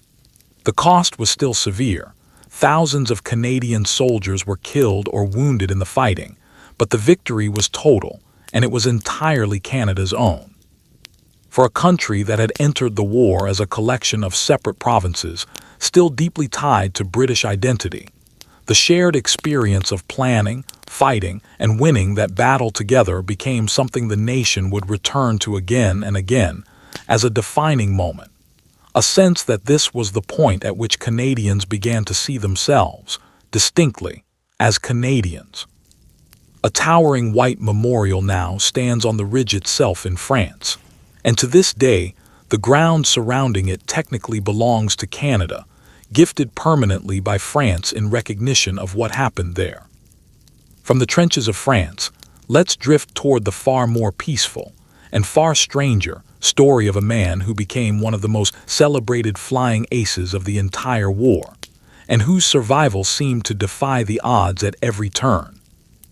Billy Bishop grew up an unremarkable, somewhat mischievous young man from a small town in Ontario, hardly the profile you'd expect for someone who would go on to become one of the most decorated pilots in the history of aerial combat. When the war broke out, he initially joined the cavalry, of all things, before transferring to the fledgling Royal Flying Corps, drawn less by any grand sense of purpose and more, according to his own later accounts, by the simple appeal of clean boots and dry accommodations compared to the mud of the trenches. Once in the air, something in him clicked in a way almost nobody expected. He proved to be a startlingly aggressive and precise combat pilot, credited over the course of the war with shooting down a remarkable number of enemy aircraft, a record that made him, by the war's end, one of the most celebrated fighter pilots on either side of the conflict. His most famous single action came when he flew alone at dawn to attack a German airfield, catching enemy pilots by surprise as they scrambled to get airborne, and destroying several aircraft in the resulting chaos, an action so audacious that it was, for decades afterward, occasionally questioned by historians wondering whether the full details could possibly be accurate, given that he was the only witness to his own account. Whatever the precise details of any single engagement, his overall record and reputation were real enough to make him a genuine national hero, celebrated in newspapers, decorated repeatedly, and held up as proof that a boy from small-town Ontario could become one of the deadliest pilots in the sky. He survived the war entirely, at a time when the life expectancy of a combat pilot could be measured in mere weeks, and returned home to a level of fame that few Canadians of that era ever achieved. A strange, fast, dangerous kind of glory earned entirely above the mud that had defined the war for almost everyone else who fought in it. Let's turn now to a story with a considerably darker undertone, one involving a ship, a harbor, and a group of passengers who were never actually allowed to set foot on Canadian soil. In the spring of 1914, a ship called the Kamagata Maru arrived in the harbor at Vancouver, carrying several hundred passengers, most of them British subjects from Punjab, in what was then British India. Under the law of the time, as subjects of the same empire, they technically held the same right to travel and settle within Canada as any other British subject. Canadian immigration authorities at the time were operating under a set of deliberately restrictive rules designed specifically to keep immigration from South Asia to an absolute minimum, including a requirement that passengers arrive by a continuous, direct journey from their country of origin, a rule that was, not coincidentally, almost impossible to satisfy given the shipping routes that actually existed at the time. The ship was refused permission to dock. For roughly 2 months, the passengers were held aboard the vessel in the harbor, denied entry, running short on food and clean water, while legal battles and public protests played out around them on shore.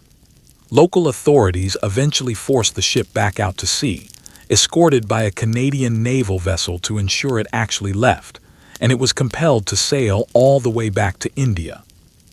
When it finally arrived, colonial authorities treated the returning passengers with deep suspicion, and a confrontation at the dock turned violent, resulting in a number of deaths among the very people who had simply tried and failed to find a new life in Canada.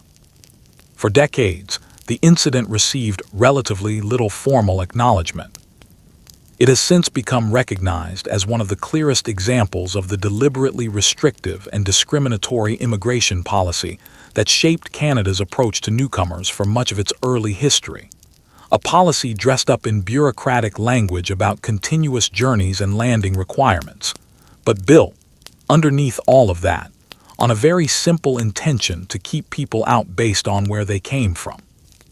In more recent years, formal apologies have been issued, and a monument now stands in Vancouver's harbor to commemorate the passengers who were turned away. Let's shift to something considerably less heavy, and honestly a little bit delightful. The invention that would eventually make winter travel across enormous stretches of Canada's rural landscape genuinely practical. In the 1920s, a teenager named Joseph Armand Bombardier, living in rural Quebec, became fixated on a very specific, very local problem. Winters in his region were long, and heavy snow routinely made roads impassable for weeks at a stretch, cutting off entire communities, and in more than one heartbreaking instance, preventing families from reaching medical help in time during emergencies. Working largely on his own, tinkering in his father's garage as a teenager, he began experimenting with ways to build a vehicle that could travel efficiently over deep snow, something that simply didn't exist in a practical, reliable form at the time. His early attempts were rough, and by his own later account, at least one early prototype ended in an engine catching fire in the family garage. He persisted anyway, refining his designs over years of trial and error, eventually developing a functional track and ski propulsion system that could carry a vehicle smoothly over snow that would completely bog down any wheeled vehicle of the era. His breakthrough came with a compact, practical design that could be produced at a reasonable scale and cost, and which he began manufacturing and selling to rural communities across Quebec, where it transformed winter transportation almost overnight. Doctors could reach patients. Mail could be delivered. Families could travel between towns during months that had previously left them essentially stranded. The company Bombardier built around that invention grew steadily over the following decades into one of the largest transportation manufacturers in the country, eventually producing not just snowmobiles for recreational use, but rail cars, aircraft, and other major transportation equipment used around the world. It's a quietly remarkable story precisely because it started so small, a teenager in a rural garage, solving a problem that mattered specifically to his own snowbound community, and in doing so building something that would eventually touch transportation systems on a genuinely global scale. Let's return to something a little eerier for a moment, out to a stretch of coastline with its own long, cold history of ships that never made it home. Off the southern tip of Nova Scotia lies a low, fog-shrouded stretch of coast that has claimed so many vessels over the centuries that it earned the grim nickname the Graveyard of the Atlantic. Hidden sandbars, sudden fog banks that can swallow visibility almost instantly, and unpredictable, violent storms combined for generations to make the waters there some of the most treacherous on the entire eastern seaboard. Hundreds of ships, from small fishing boats to substantial ocean-going vessels, met their end along that stretch of coastline over the centuries, and local communities developed an entire culture built around the constant threat of shipwreck, from lighthouse keeping to organized rescue efforts that local residents undertook, often at genuine risk to their own lives, whenever a vessel was spotted in distress. One particularly haunting connection to that stretch of coast came decades later, when the region played an unexpected role in one of the most famous maritime disasters in history. When a certain famous ocean liner sank in the North Atlantic in 1912, ships were dispatched from the Nova Scotia coast to recover the bodies of victims, and a significant number of those who died were brought back to Halifax for burial, since the city's harbor and rail connections made it the most practical location for such recovery efforts.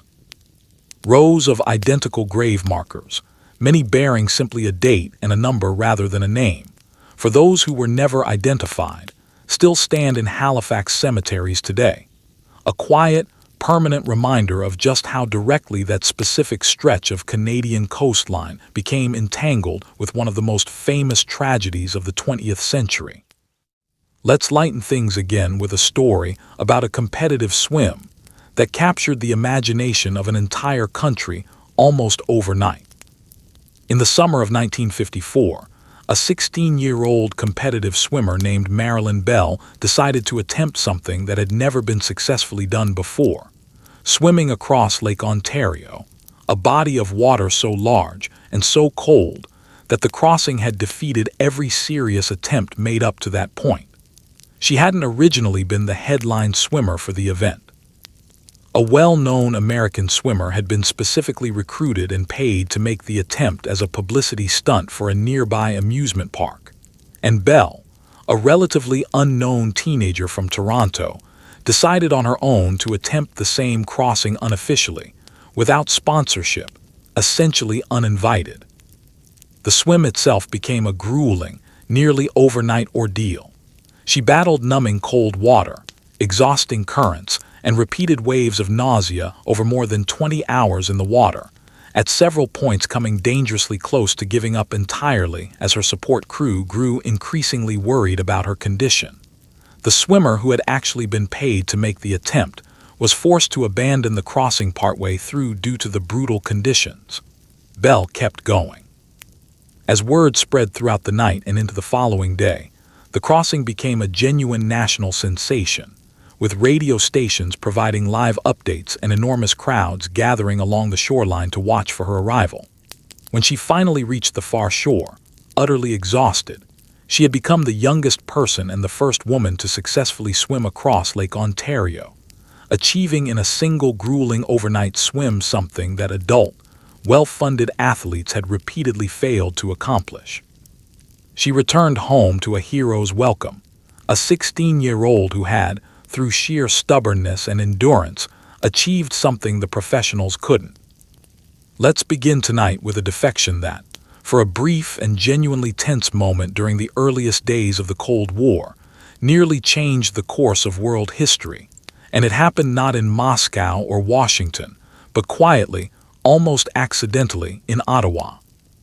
In September of 1945, just weeks after the end of the Second World War, a Soviet cipher clerk named Igor Guzenko walked out of the Soviet embassy in Ottawa carrying more than 100 documents stuffed under his coat. Documents that detailed an active Soviet espionage network operating inside Canada, the United States, and Britain, aimed at stealing nuclear secrets and infiltrating Western governments. He had decided, after growing disillusioned with the regime he served, to defect, and he brought with him proof, real, physical proof, of an intelligence operation most people in the West had no idea was already underway. What followed his defection was, in its own way, almost darkly comic. Guzenko spent an agonizing night trying to convince anyone in Ottawa to take him seriously. He went to a newspaper office, where editors, unable to verify his claims and wary of an unannounced man with a bundle of stolen documents, turned him away.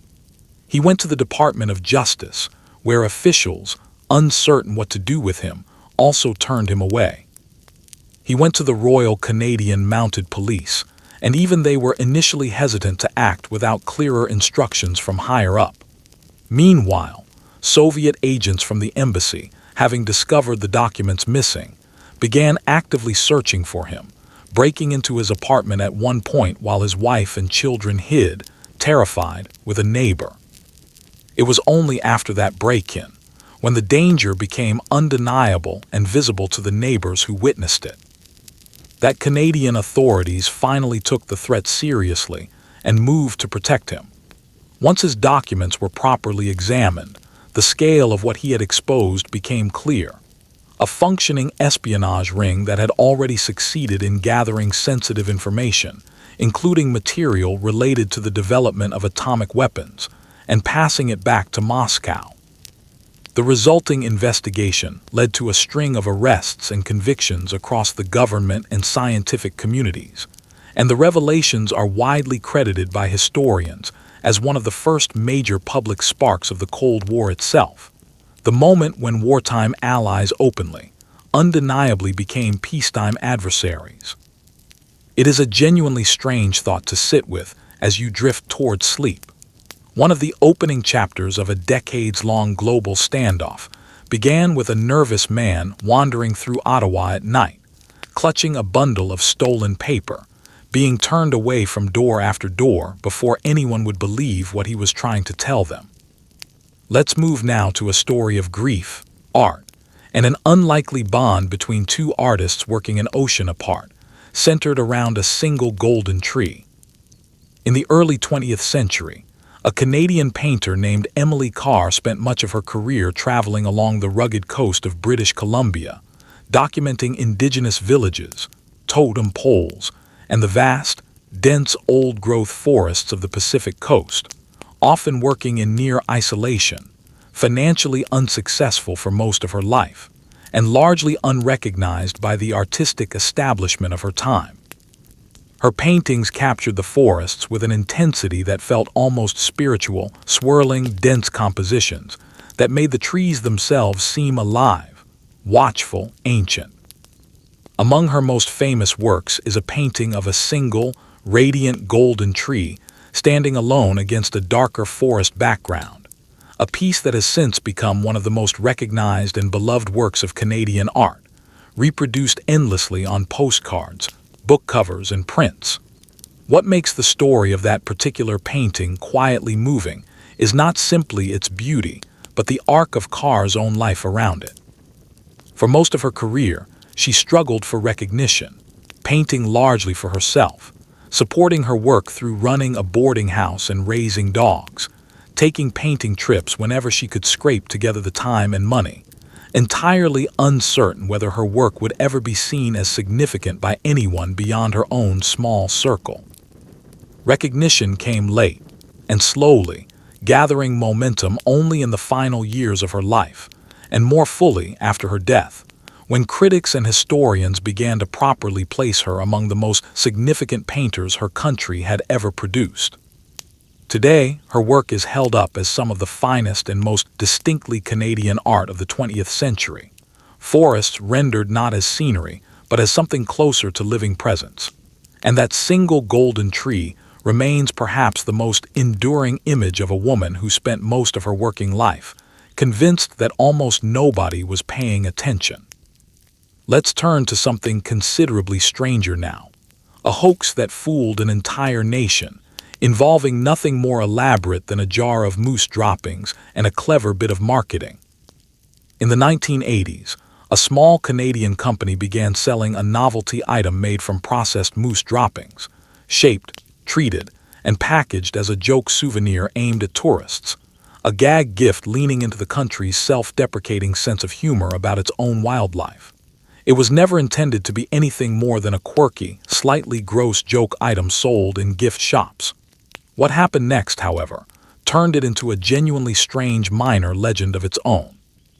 Word of the product spread, as these things sometimes do, well beyond its original small-scale gift shop distribution, eventually catching the attention of national media outlets who ran stories on the novelty item with a mixture of amusement and disbelief that anyone had actually built a functioning business around it.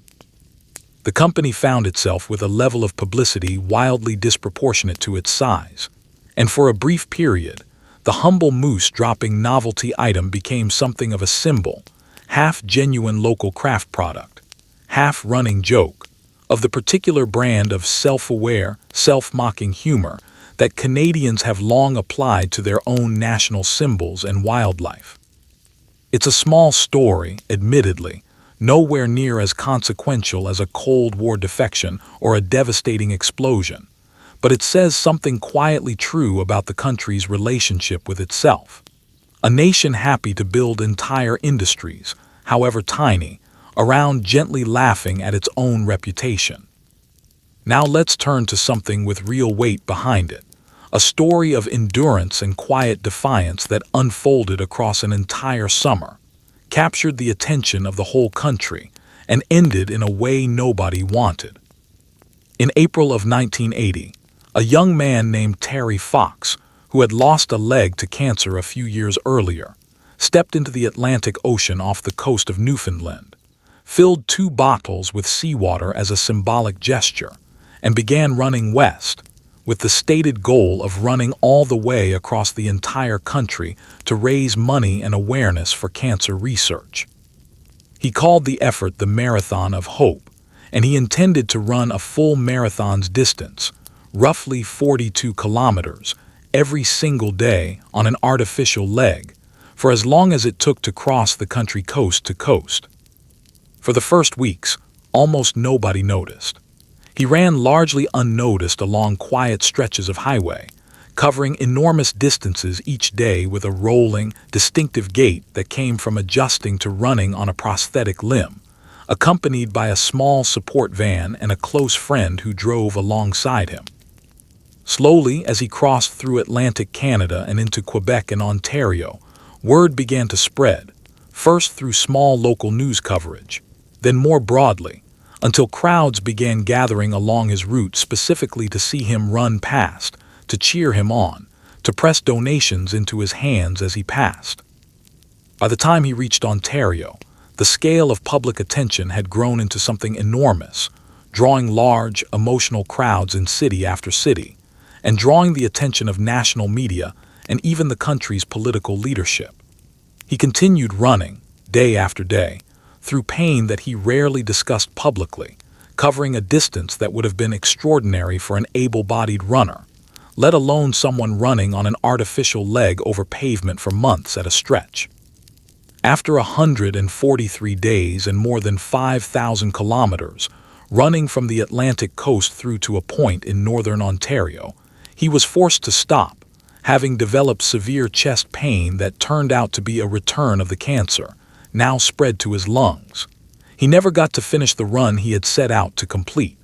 He died the following year, still only in his early 20s, having become, in the space of a single summer, one of the most beloved and enduring figures in the country's modern history.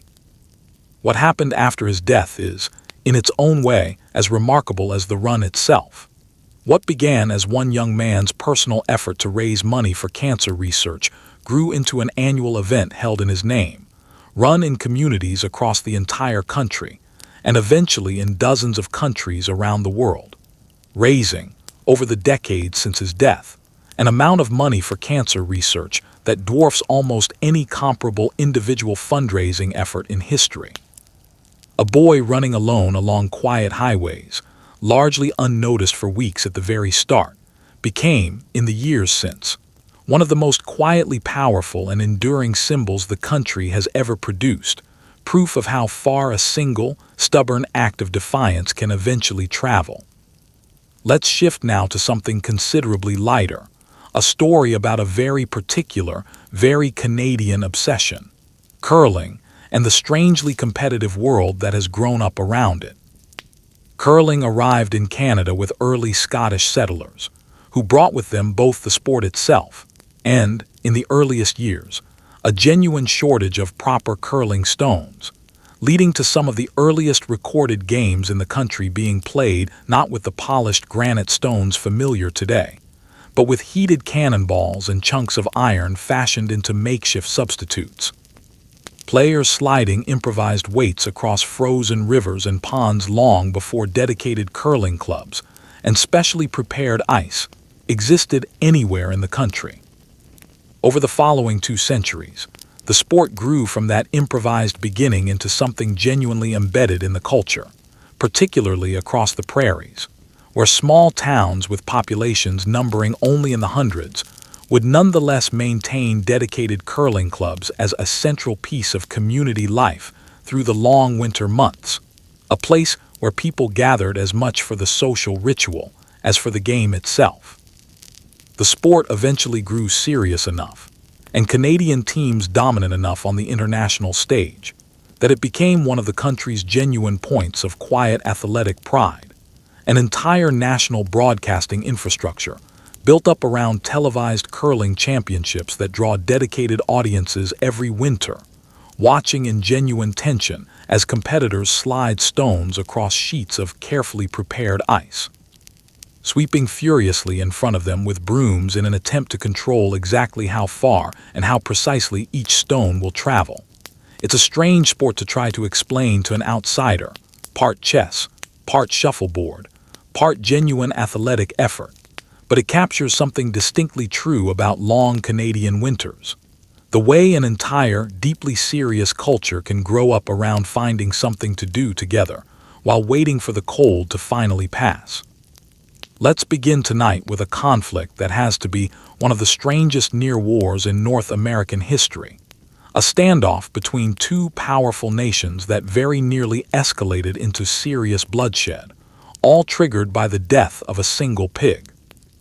In the summer of 1859, tension had already been quietly simmering for years between American and British settlers over a small, disputed island in the waters between Vancouver Island and the American mainland, a boundary that had never been precisely settled in the original treaty dividing the region between Britain and the United States decades earlier. Both British and American settlers had, in the meantime, simply gone ahead and settled on the same small island, each side operating under the assumption that the territory would eventually be recognized as their own. The spark came when a pig belonging to a British settler wandered into the garden of an American farmer and began eating his potatoes, not for the first time. The American farmer, thoroughly fed up, shot and killed the pig. What should have been, by any reasonable measure, a minor dispute between two neighbors over a badly behaved animal instead spiraled rapidly out of control. British authorities threatened to arrest the American farmer for the incident. American settlers on the island, alarmed by the threat, requested military protection from the United States government. Troops were dispatched. The British, unwilling to be outmaneuvered, responded by sending warships to the same waters. Within a matter of weeks, the small, sparsely populated island found itself host to hundreds of American soldiers on one end, and a squadron of British warships anchored just offshore, both sides fully prepared, at least on paper, to go to war over a pig that had already been dead for weeks by that point. Remarkably, cooler heads on both sides eventually prevailed.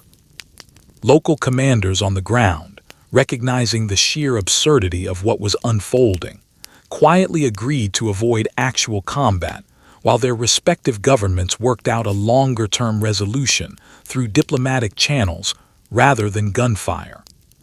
For more than a decade afterward, both British and American troops maintained a peaceful joint military presence on the same small island, an arrangement so calm and cooperative that soldiers from both camps reportedly socialized regularly, visited each other's camps, and by some accounts got along rather better with one another than either group got along with their own distant governments. The dispute was eventually settled through international arbitration years later, awarding the island to the United States, all without another shot ever being fired. The only confirmed casualty of the entire conflict, from beginning to end, remains the original pig.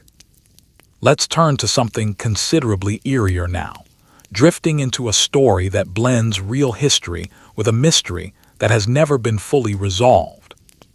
Along the Bay of Fundy, on the eastern coast of Canada, lies Oak Island's lesser-known cousin in Strangeness, a small, isolated stretch of coastline near a town called Caribou, tied to one of the most enduring and unusual maritime mysteries in the region's history, the story of a ship called the Amazon, later renamed the Mary Celeste.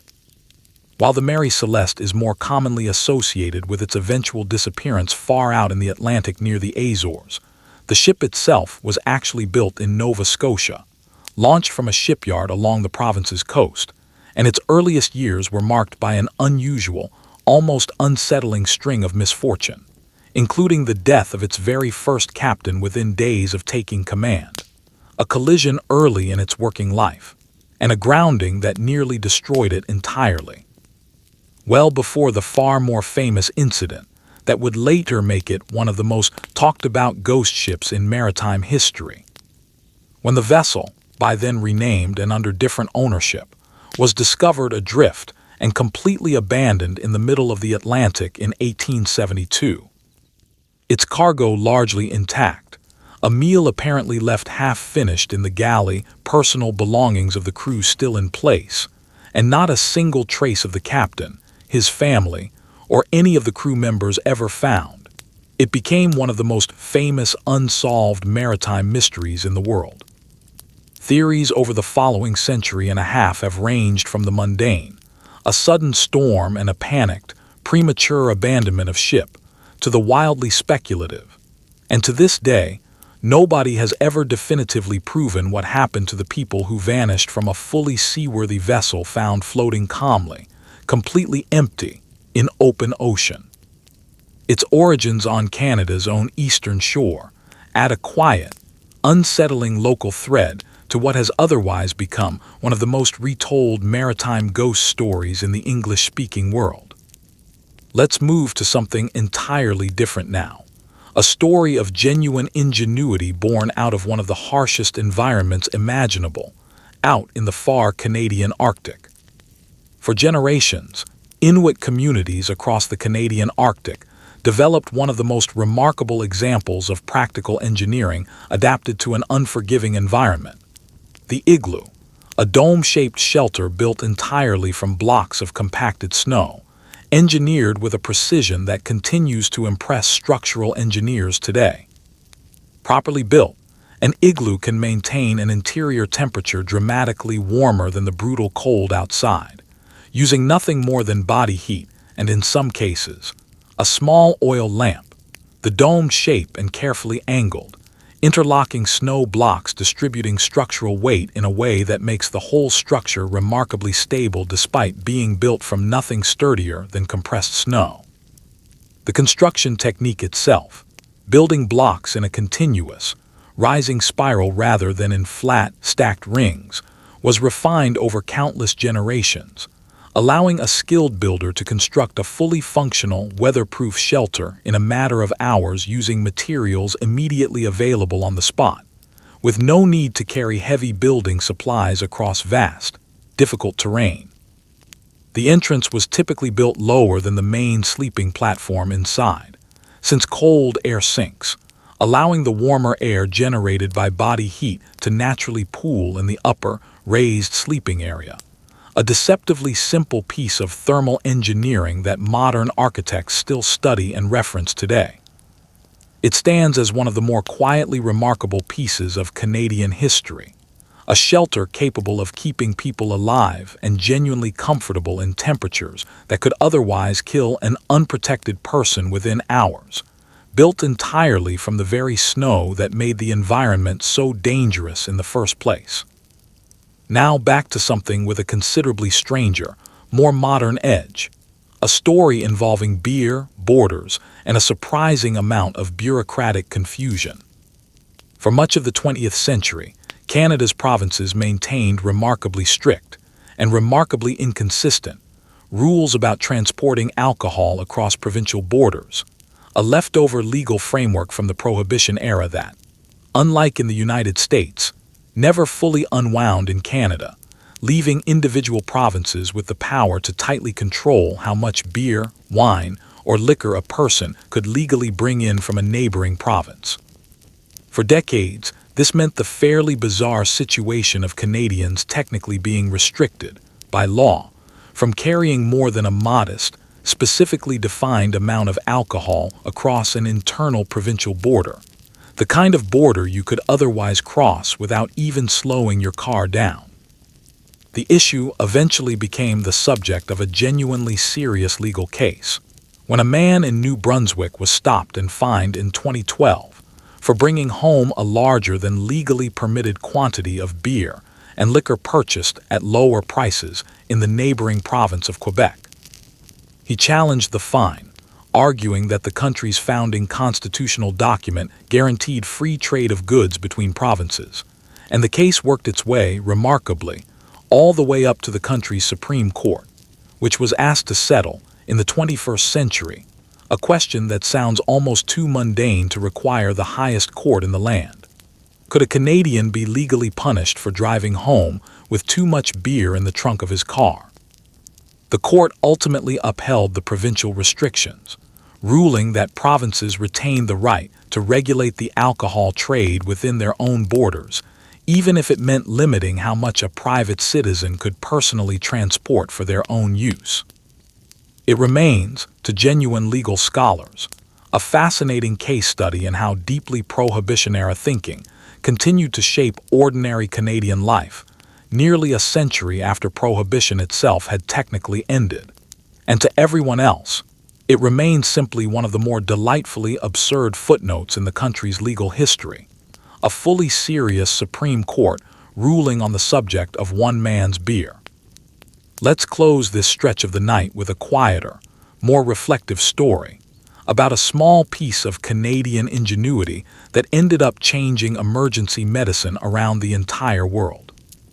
In the early 1970s, a Canadian doctor working in a small hospital, frustrated by how often patients died from choking or airway obstructions before proper medical help could arrive, began developing and refining a technique for clearing a blocked airway using a sharp upward thrust to the abdomen, a method that could be performed quickly by almost anyone, medically trained or not, in the critical minutes before an ambulance could arrive.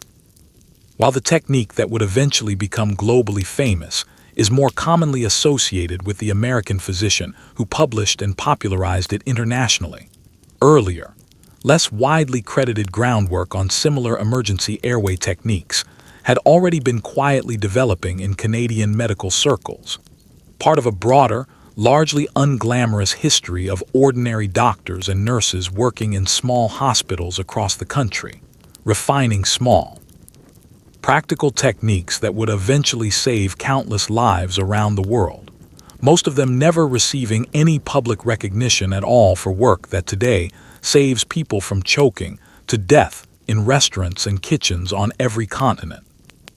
It's a fitting note to pause on for a moment. So much of history remembers the loud, dramatic events, battles and explosions and doomed expeditions, and so comparatively little of it remembers the quiet, patient work of ordinary people slowly making the world a little safer, one small, unglamorous improvement at a time. Let's begin tonight with a story about how a small, exhausted, and largely improvised idea from a Canadian diplomat quietly gave the entire modern world one of its most enduring institutions. In the autumn of 1956, the world stood dangerously close to a wider war after Britain, France, and Israel launched a joint military action against Egypt over control of the Suez Canal, a crisis that had drawn in the world's major powers and threatened to spiral into something considerably larger and more dangerous than a regional dispute. Lester Pearson, at the time Canada's Secretary of State for External Affairs, proposed a genuinely novel solution at the United Nations. Rather than simply demanding a ceasefire and hopping it held, he suggested creating a neutral, lightly armed international force, made up of soldiers from countries not directly involved in the conflict, who would be stationed physically between the opposing sides specifically to keep them apart while a political resolution was worked out. The idea at the time was genuinely new. Armed international forces had existed before, but never quite in this specific role, not fighting on behalf of any side, but standing deliberately between two hostile armies as a kind of human buffer, authorized and organized under the banner of the United Nations rather than any single national government. The proposal was accepted, the force was deployed, and it succeeded in diffusing what had been an extremely dangerous standoff without the wider war many had feared. Pearson was awarded the Nobel Peace Prize for the effort the following year, and the concept he had improvised under considerable pressure became the direct blueprint for what the world now simply calls peacekeeping, a role the United Nations has continued to rely on in conflicts around the globe ever since. It's a quiet, almost bureaucratic-sounding origin for an idea that has since saved an enormous number of lives. A Canadian diplomat, working against the clock during a genuine international crisis, essentially inventing on the spot a new tool for keeping peace that the rest of the world had simply never quite thought to build before. Let's turn now to something a little more mischievous, the surprisingly complicated and surprisingly recent true story behind Canada's own flag. For nearly a century after the country's founding, Canada didn't actually have a flag distinctly its own. It flew, depending on the context, either the British Union Jack or a modified version of a British colonial ensign featuring the country's coat of arms tucked into one corner, a flag that, to many Canadians by the middle of the 20th century, felt less like a symbol of an independent nation and more like a leftover reminder of colonial status. By the early 1960s, a genuine national debate had broken out over whether the country should finally adopt a flag entirely its own, and the debate turned out to be remarkably heated, dragging on for months in Parliament, filling newspaper columns with passionate arguments on all sides, and briefly becoming one of the most contentious political issues in the country. Thousands of proposed designs were submitted publicly, some genuinely thoughtful, many wildly impractical, ranging from elaborate heraldic designs crowded with beavers, crowns, and Latin mottos, to a scattered handful of proposals, so strange in retrospect that they barely resemble anything a National Flag Committee could ever have seriously considered. The design that eventually won out, a single red maple leaf centered on a white square field, flanked by two vertical red bars, was, in its own way, a deliberately simplified compromise, stripped of the more elaborate colonial imagery that had dominated earlier proposals, designed specifically to be simple enough to be instantly recognizable and easily reproduced. The new flag was formally raised for the first time in February 1965, in a ceremony held on Parliament Hill in the middle of a bitterly cold winter day, and even that moment carried a small note of tension, given how divisive the debate leading up to it had been. In the decades since, the maple leaf flag has become one of the most recognized and, by most measures, genuinely beloved national symbols in the world, though it's easy to forget now, looking at how thoroughly it has become shorthand for the entire country, just how contentious and uncertain its actual creation really was. Now for something considerably stranger. An entire royal visit that went sideways in ways nobody involved could have predicted. In 1939, King George VI and Queen Elizabeth undertook the first visit by a reigning British monarch to Canada, a trip carefully planned as a show of unity between Britain and its dominions in the increasingly tense lead-up to the Second World War. The tour itself was, by most measures, an enormous public success, drawing enormous, enthusiastic crowds in city after city across the country. But behind the scenes, the trip involved a level of logistical chaos that rarely makes it into the official retellings. The royal train, meant to move the couple efficiently across the vast distances of the country, was delayed repeatedly by mechanical issues and scheduling conflicts, at one point forcing an improvised, considerably less formal arrangement than originally planned. During one particularly memorable stop, the royal couple, weary from an exhausting schedule of formal appearances, made the unusual and, for the era, genuinely surprising decision to step outside official protocol entirely and interact directly and informally with ordinary members of the public waiting along the route, a level of casual accessibility that royal tour of the period simply didn't typically allow. The visit also happened to coincide with growing anxiety over the deteriorating situation in Europe, and it's often noted by historians that the enthusiastic, genuinely warm reception the King and Queen received across Canada played a meaningful role in reinforcing the country's sense of connection to Britain in the months immediately before the outbreak of war, a sentiment that would matter considerably once Canada entered the conflict alongside Britain later that same year. It's a strange footnote to consider, an elaborately planned diplomatic tour, half genuine public celebration and half quietly improvised chaos behind the scenes, that ended up playing a small but real role in shaping the emotional mood of an entire country on the very edge of a world war. Let's shift towards something a little eerier again, a ghost story that has become deeply embedded in one particular corner of the country's folklore. Along the coast of New Brunswick, generations of local residents and travelers have reported witnessing a strange, glowing light hovering over the water near a place called Northumberland Strait, a phenomenon that has come to be known locally as the Phantom Ship, tied to old stories of a ship that supposedly burned and sank in the strait generations ago. Its ghostly, flaming outline said to reappear on certain nights, drifting silently across the water before vanishing entirely. Sightings have been reported for well over 2 centuries, described consistently enough across generations, by fishermen, travelers, and local residents with no obvious connection to one another, that the story has held onto a certain persistent credibility that most ghost stories eventually lose. Skeptics point to entirely natural explanations, unusual atmospheric conditions, reflected light, or a specific kind of luminous fog that can occasionally form over certain bodies of water under the right conditions, any of which could plausibly account for a glowing shape appearing to drift and flicker across open water at night. But the story has never entirely faded from local memory, and it remains one of the more enduring and specifically regional ghost stories in the country, less famous than something like Oak Island, but deeply woven into the identity of the small coastal communities along that particular stretch of water, the kind of story told quietly to children on foggy nights, half as entertainment, half as something the tellers themselves aren't entirely sure they don't believe.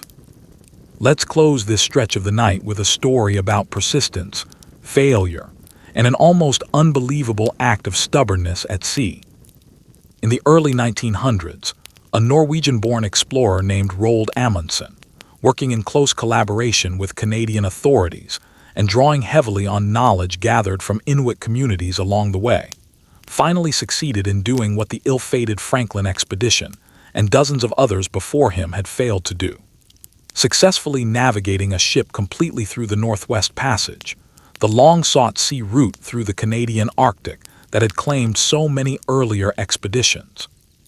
Unlike Franklin's enormous, heavily provisioned ships, Amundsen deliberately chose a small, shallow draft vessel and a tiny crew, spending years moving slowly and patiently through the ice, wintering over multiple times, and deliberately taking the time to learn practical Arctic survival techniques directly from Inuit communities he encountered along the route, skills that Franklin's far larger, more heavily equipped expedition had never bothered to seek out, and whose absence may well have contributed to that earlier expedition's total destruction. The successful completion of the passage, achieved not through overwhelming force or technology, but through patience, humility, and a genuine willingness to learn from the people who already knew how to survive in that environment, stands as a quiet, pointed contrast to the earlier disaster, where Franklin's expedition became a story of imperial confidence, meeting a landscape it fundamentally failed to understand or respect. Amundsen's successful crossing became a story about what became possible only once explorers were finally willing to actually listen to the people who had lived successfully in that same unforgiving landscape for thousands of years before any European ship ever attempted to sail through it. Let's begin tonight with a network that quietly saved thousands of lives, built not out of official government policy, but out of ordinary people's willingness to take enormous personal risk for strangers.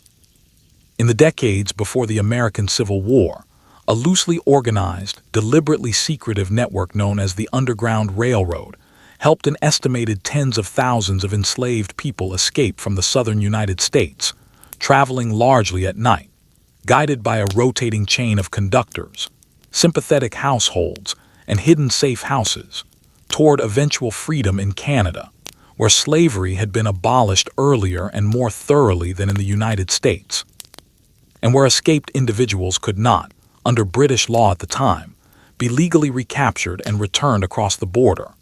Entire communities grew up in southern Ontario, specifically around this movement, towns and settlements founded and largely populated by formerly enslaved people who had made the long, dangerous journey north and chosen to stay, building schools, churches, and businesses in communities that, in some cases, still exist and maintain that history today. The journey itself was extraordinarily dangerous at every stage, involving weeks or months of travel through hostile territory, constant risk of capture by slave catchers who operated well into free northern states, and a level of trust between strangers that, given the stakes involved, is genuinely difficult to fully appreciate today.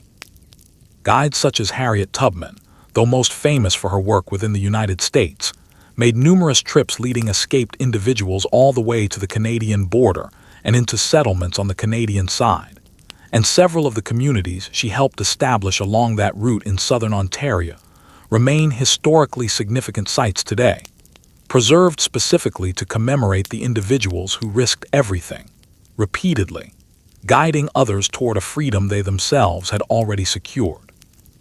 It's worth sitting with quietly as you drift toward sleep tonight, just how much courage that entire network required from everyone involved, not simply the people escaping, though their courage was obviously immense, but every single conductor, every household willing to hide a stranger for a night, every person along that route who understood exactly what they stood to lose and chose to help anyway.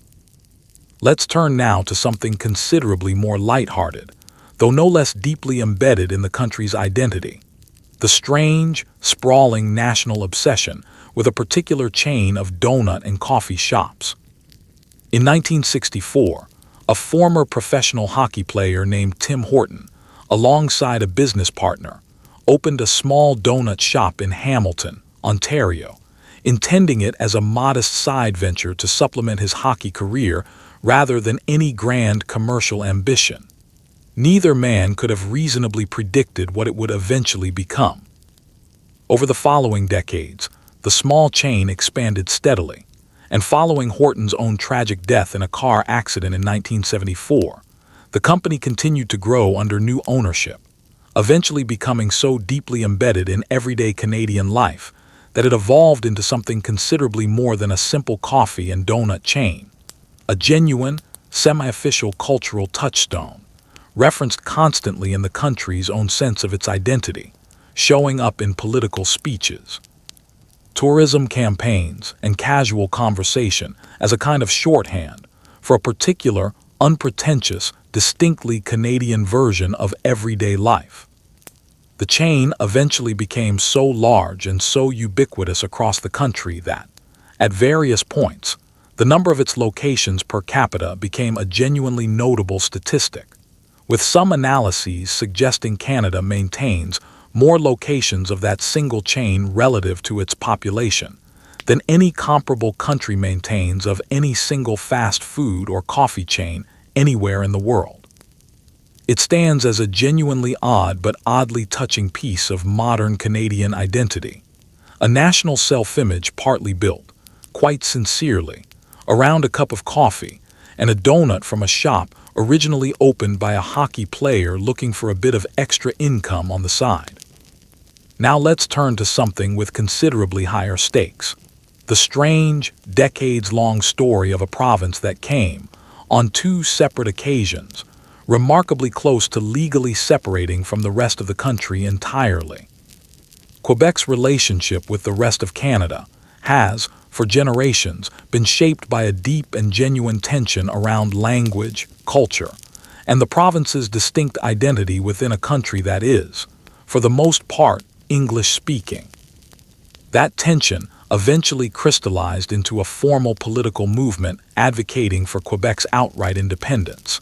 And in 1980, the provincial government held the first of two referendums asking Quebec voters directly whether the province should pursue formal sovereignty and negotiate a new political and economic arrangement with the rest of Canada. The first referendum failed by a fairly comfortable margin, with a clear majority of voters choosing to remain within Canada. But the underlying tensions never fully resolved, and in 1995, a second referendum was held, and this time the result came down to a margin so narrow it genuinely stunned the entire country, less than 1 percentage point separating the two sides, a margin so slim that had a relatively small number of voters chosen differently. Canada, as it currently exists, would very likely no longer exist in its current form at all. The night of that second referendum remains, for many Canadians old enough to remember it, one of the most tense and uncertain moments in the country's modern political history, an entire nation genuinely uncertain, for several hours, whether it was about to be permanently divided. In the aftermath, considerable political effort went into addressing at least some of the underlying grievances that had driven the movement. And while the question of Quebec's sovereignty has never fully disappeared from the province's politics, the intensity of that particular era has, in the decades since, gradually cooled. It remains a striking thing to consider, though. A country as famously calm and stable as Canada came, within relatively recent memory, closer to formally splitting apart than almost anyone outside the country ever realized at the time. Let's shift to something a little gentler again. A story about an unlikely friendship that briefly became one of the more touching diplomatic gestures of the 20th century. During the Second World War, the Dutch royal family took refuge in Canada after Germany occupied the Netherlands. And during that period of exile, the Dutch crown princess gave birth to a daughter in an Ottawa hospital. In order to ensure the newborn princess would hold Dutch, rather than Canadian, citizenship, avoiding any complication to her place in the line of succession, the Canadian government took the unusual step of temporarily declaring the specific hospital room where the birth took place to be, for legal purposes, extraterritorial Dutch soil, a rare and genuinely strange legal arrangement that allowed the birth to be considered as having occurred outside Canadian territory entirely. After the war ended and the Dutch royal family safely returned home, the Netherlands expressed its gratitude to Canada in a manner that has continued, remarkably, for decades since. An annual gift of tens of thousands of tulip bulbs, sent to Ottawa every single year, which eventually grew into one of the largest tulip festivals in the world, filling the Canadian capital with brilliant color each spring.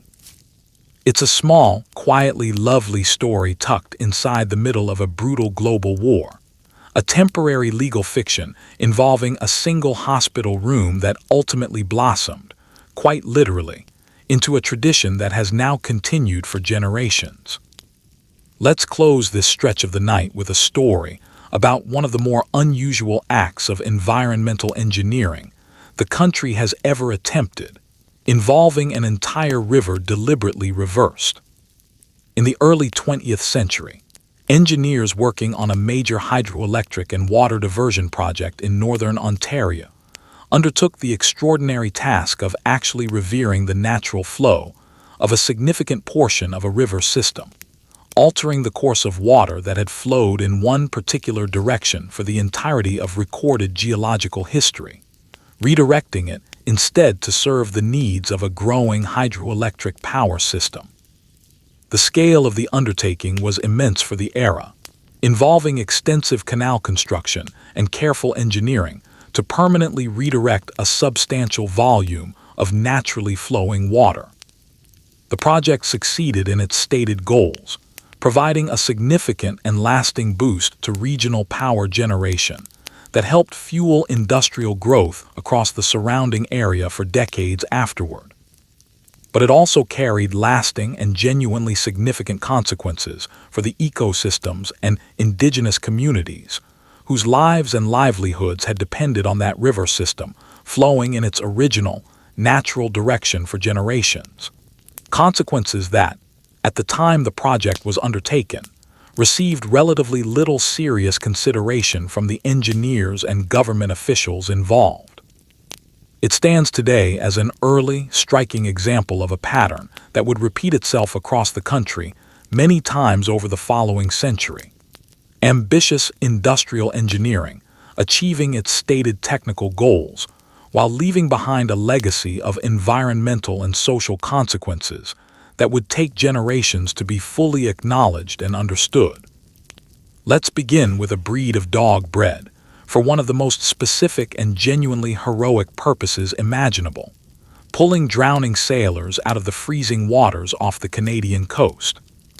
Along the eastern shore of Newfoundland, fishing communities over generations developed a distinct breed of large, powerfully built, water-loving dog, bred specifically to assist fishermen in brutally cold coastal waters, hauling in nets, retrieving equipment that had fallen overboard, and, in the most dramatic and genuinely life-saving cases, pulling drowning sailors from the water back to safety.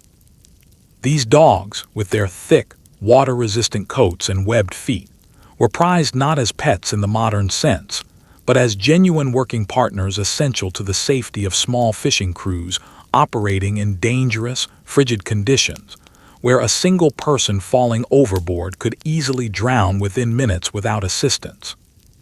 Their reputation for calm strength and water rescue ability eventually spread well beyond Newfoundland's own fishing communities, and the breed became recognized internationally, admired by naval crews and coastal communities in other countries who began keeping and breeding the dogs specifically for their proven rescue instincts.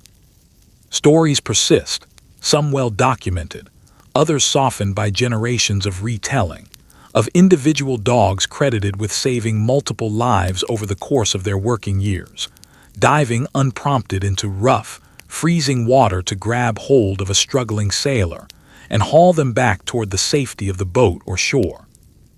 It remains a quietly remarkable piece of the country's coastal history, an entire breed shaped, over generations, by the simple, urgent need to keep fishermen alive in some of the coldest, most unforgiving working waters in the world. Let's turn now to something with a considerably stranger and more unsettling edge. A scandal involving a skeleton that vanished from where it was supposed to be resting, and the decades of confusion that followed. In the early 20th century, the remains of a man believed to be an early, significant figure in a particular region's exploration history were interred with appropriate ceremony, expected to rest permanently in a marked grave as a matter of historical record. Decades later, researchers attempting to conduct further study on the remains, hoping to apply newer scientific techniques to answer lingering historical questions, discovered that the grave had, at some point in the intervening years, been disturbed, and the remains inside did not match what official records indicated should have been there. The resulting investigation uncovered a confusing tangle of poor record-keeping, at least one well-intentioned but poorly documented relocation of remains decades earlier, and by some accounts, at least one instance of remains being removed entirely for private study without proper authorization or documentation, the kind of quiet historical irregularity that seems almost unbelievable by modern standards of record-keeping, yet which turns out to be surprisingly common the further back you look into how earlier generations handled the remains of even historically significant individuals. The full truth of exactly what happened, and precisely whose remains ended up where, was never entirely resolved, leaving behind a strange, lingering historical footnote. A supposedly permanent, dignified resting place that turned out, upon closer inspection generations later, to hold considerably more uncertainty than anyone had assumed for the better part of a century. And now, for our final story tonight, let's turn to something quietly beautiful. A small town that, almost by accident, became home to one of the most significant astronomical instruments of the 20th century. In the early 1900s, astronomers seeking a location with clear, dark skies and minimal interference from artificial light settled on a quiet, then remote hillside outside Victoria, British Columbia, to construct a large telescope intended to push the boundaries of what astronomers could observe and measure about the universe.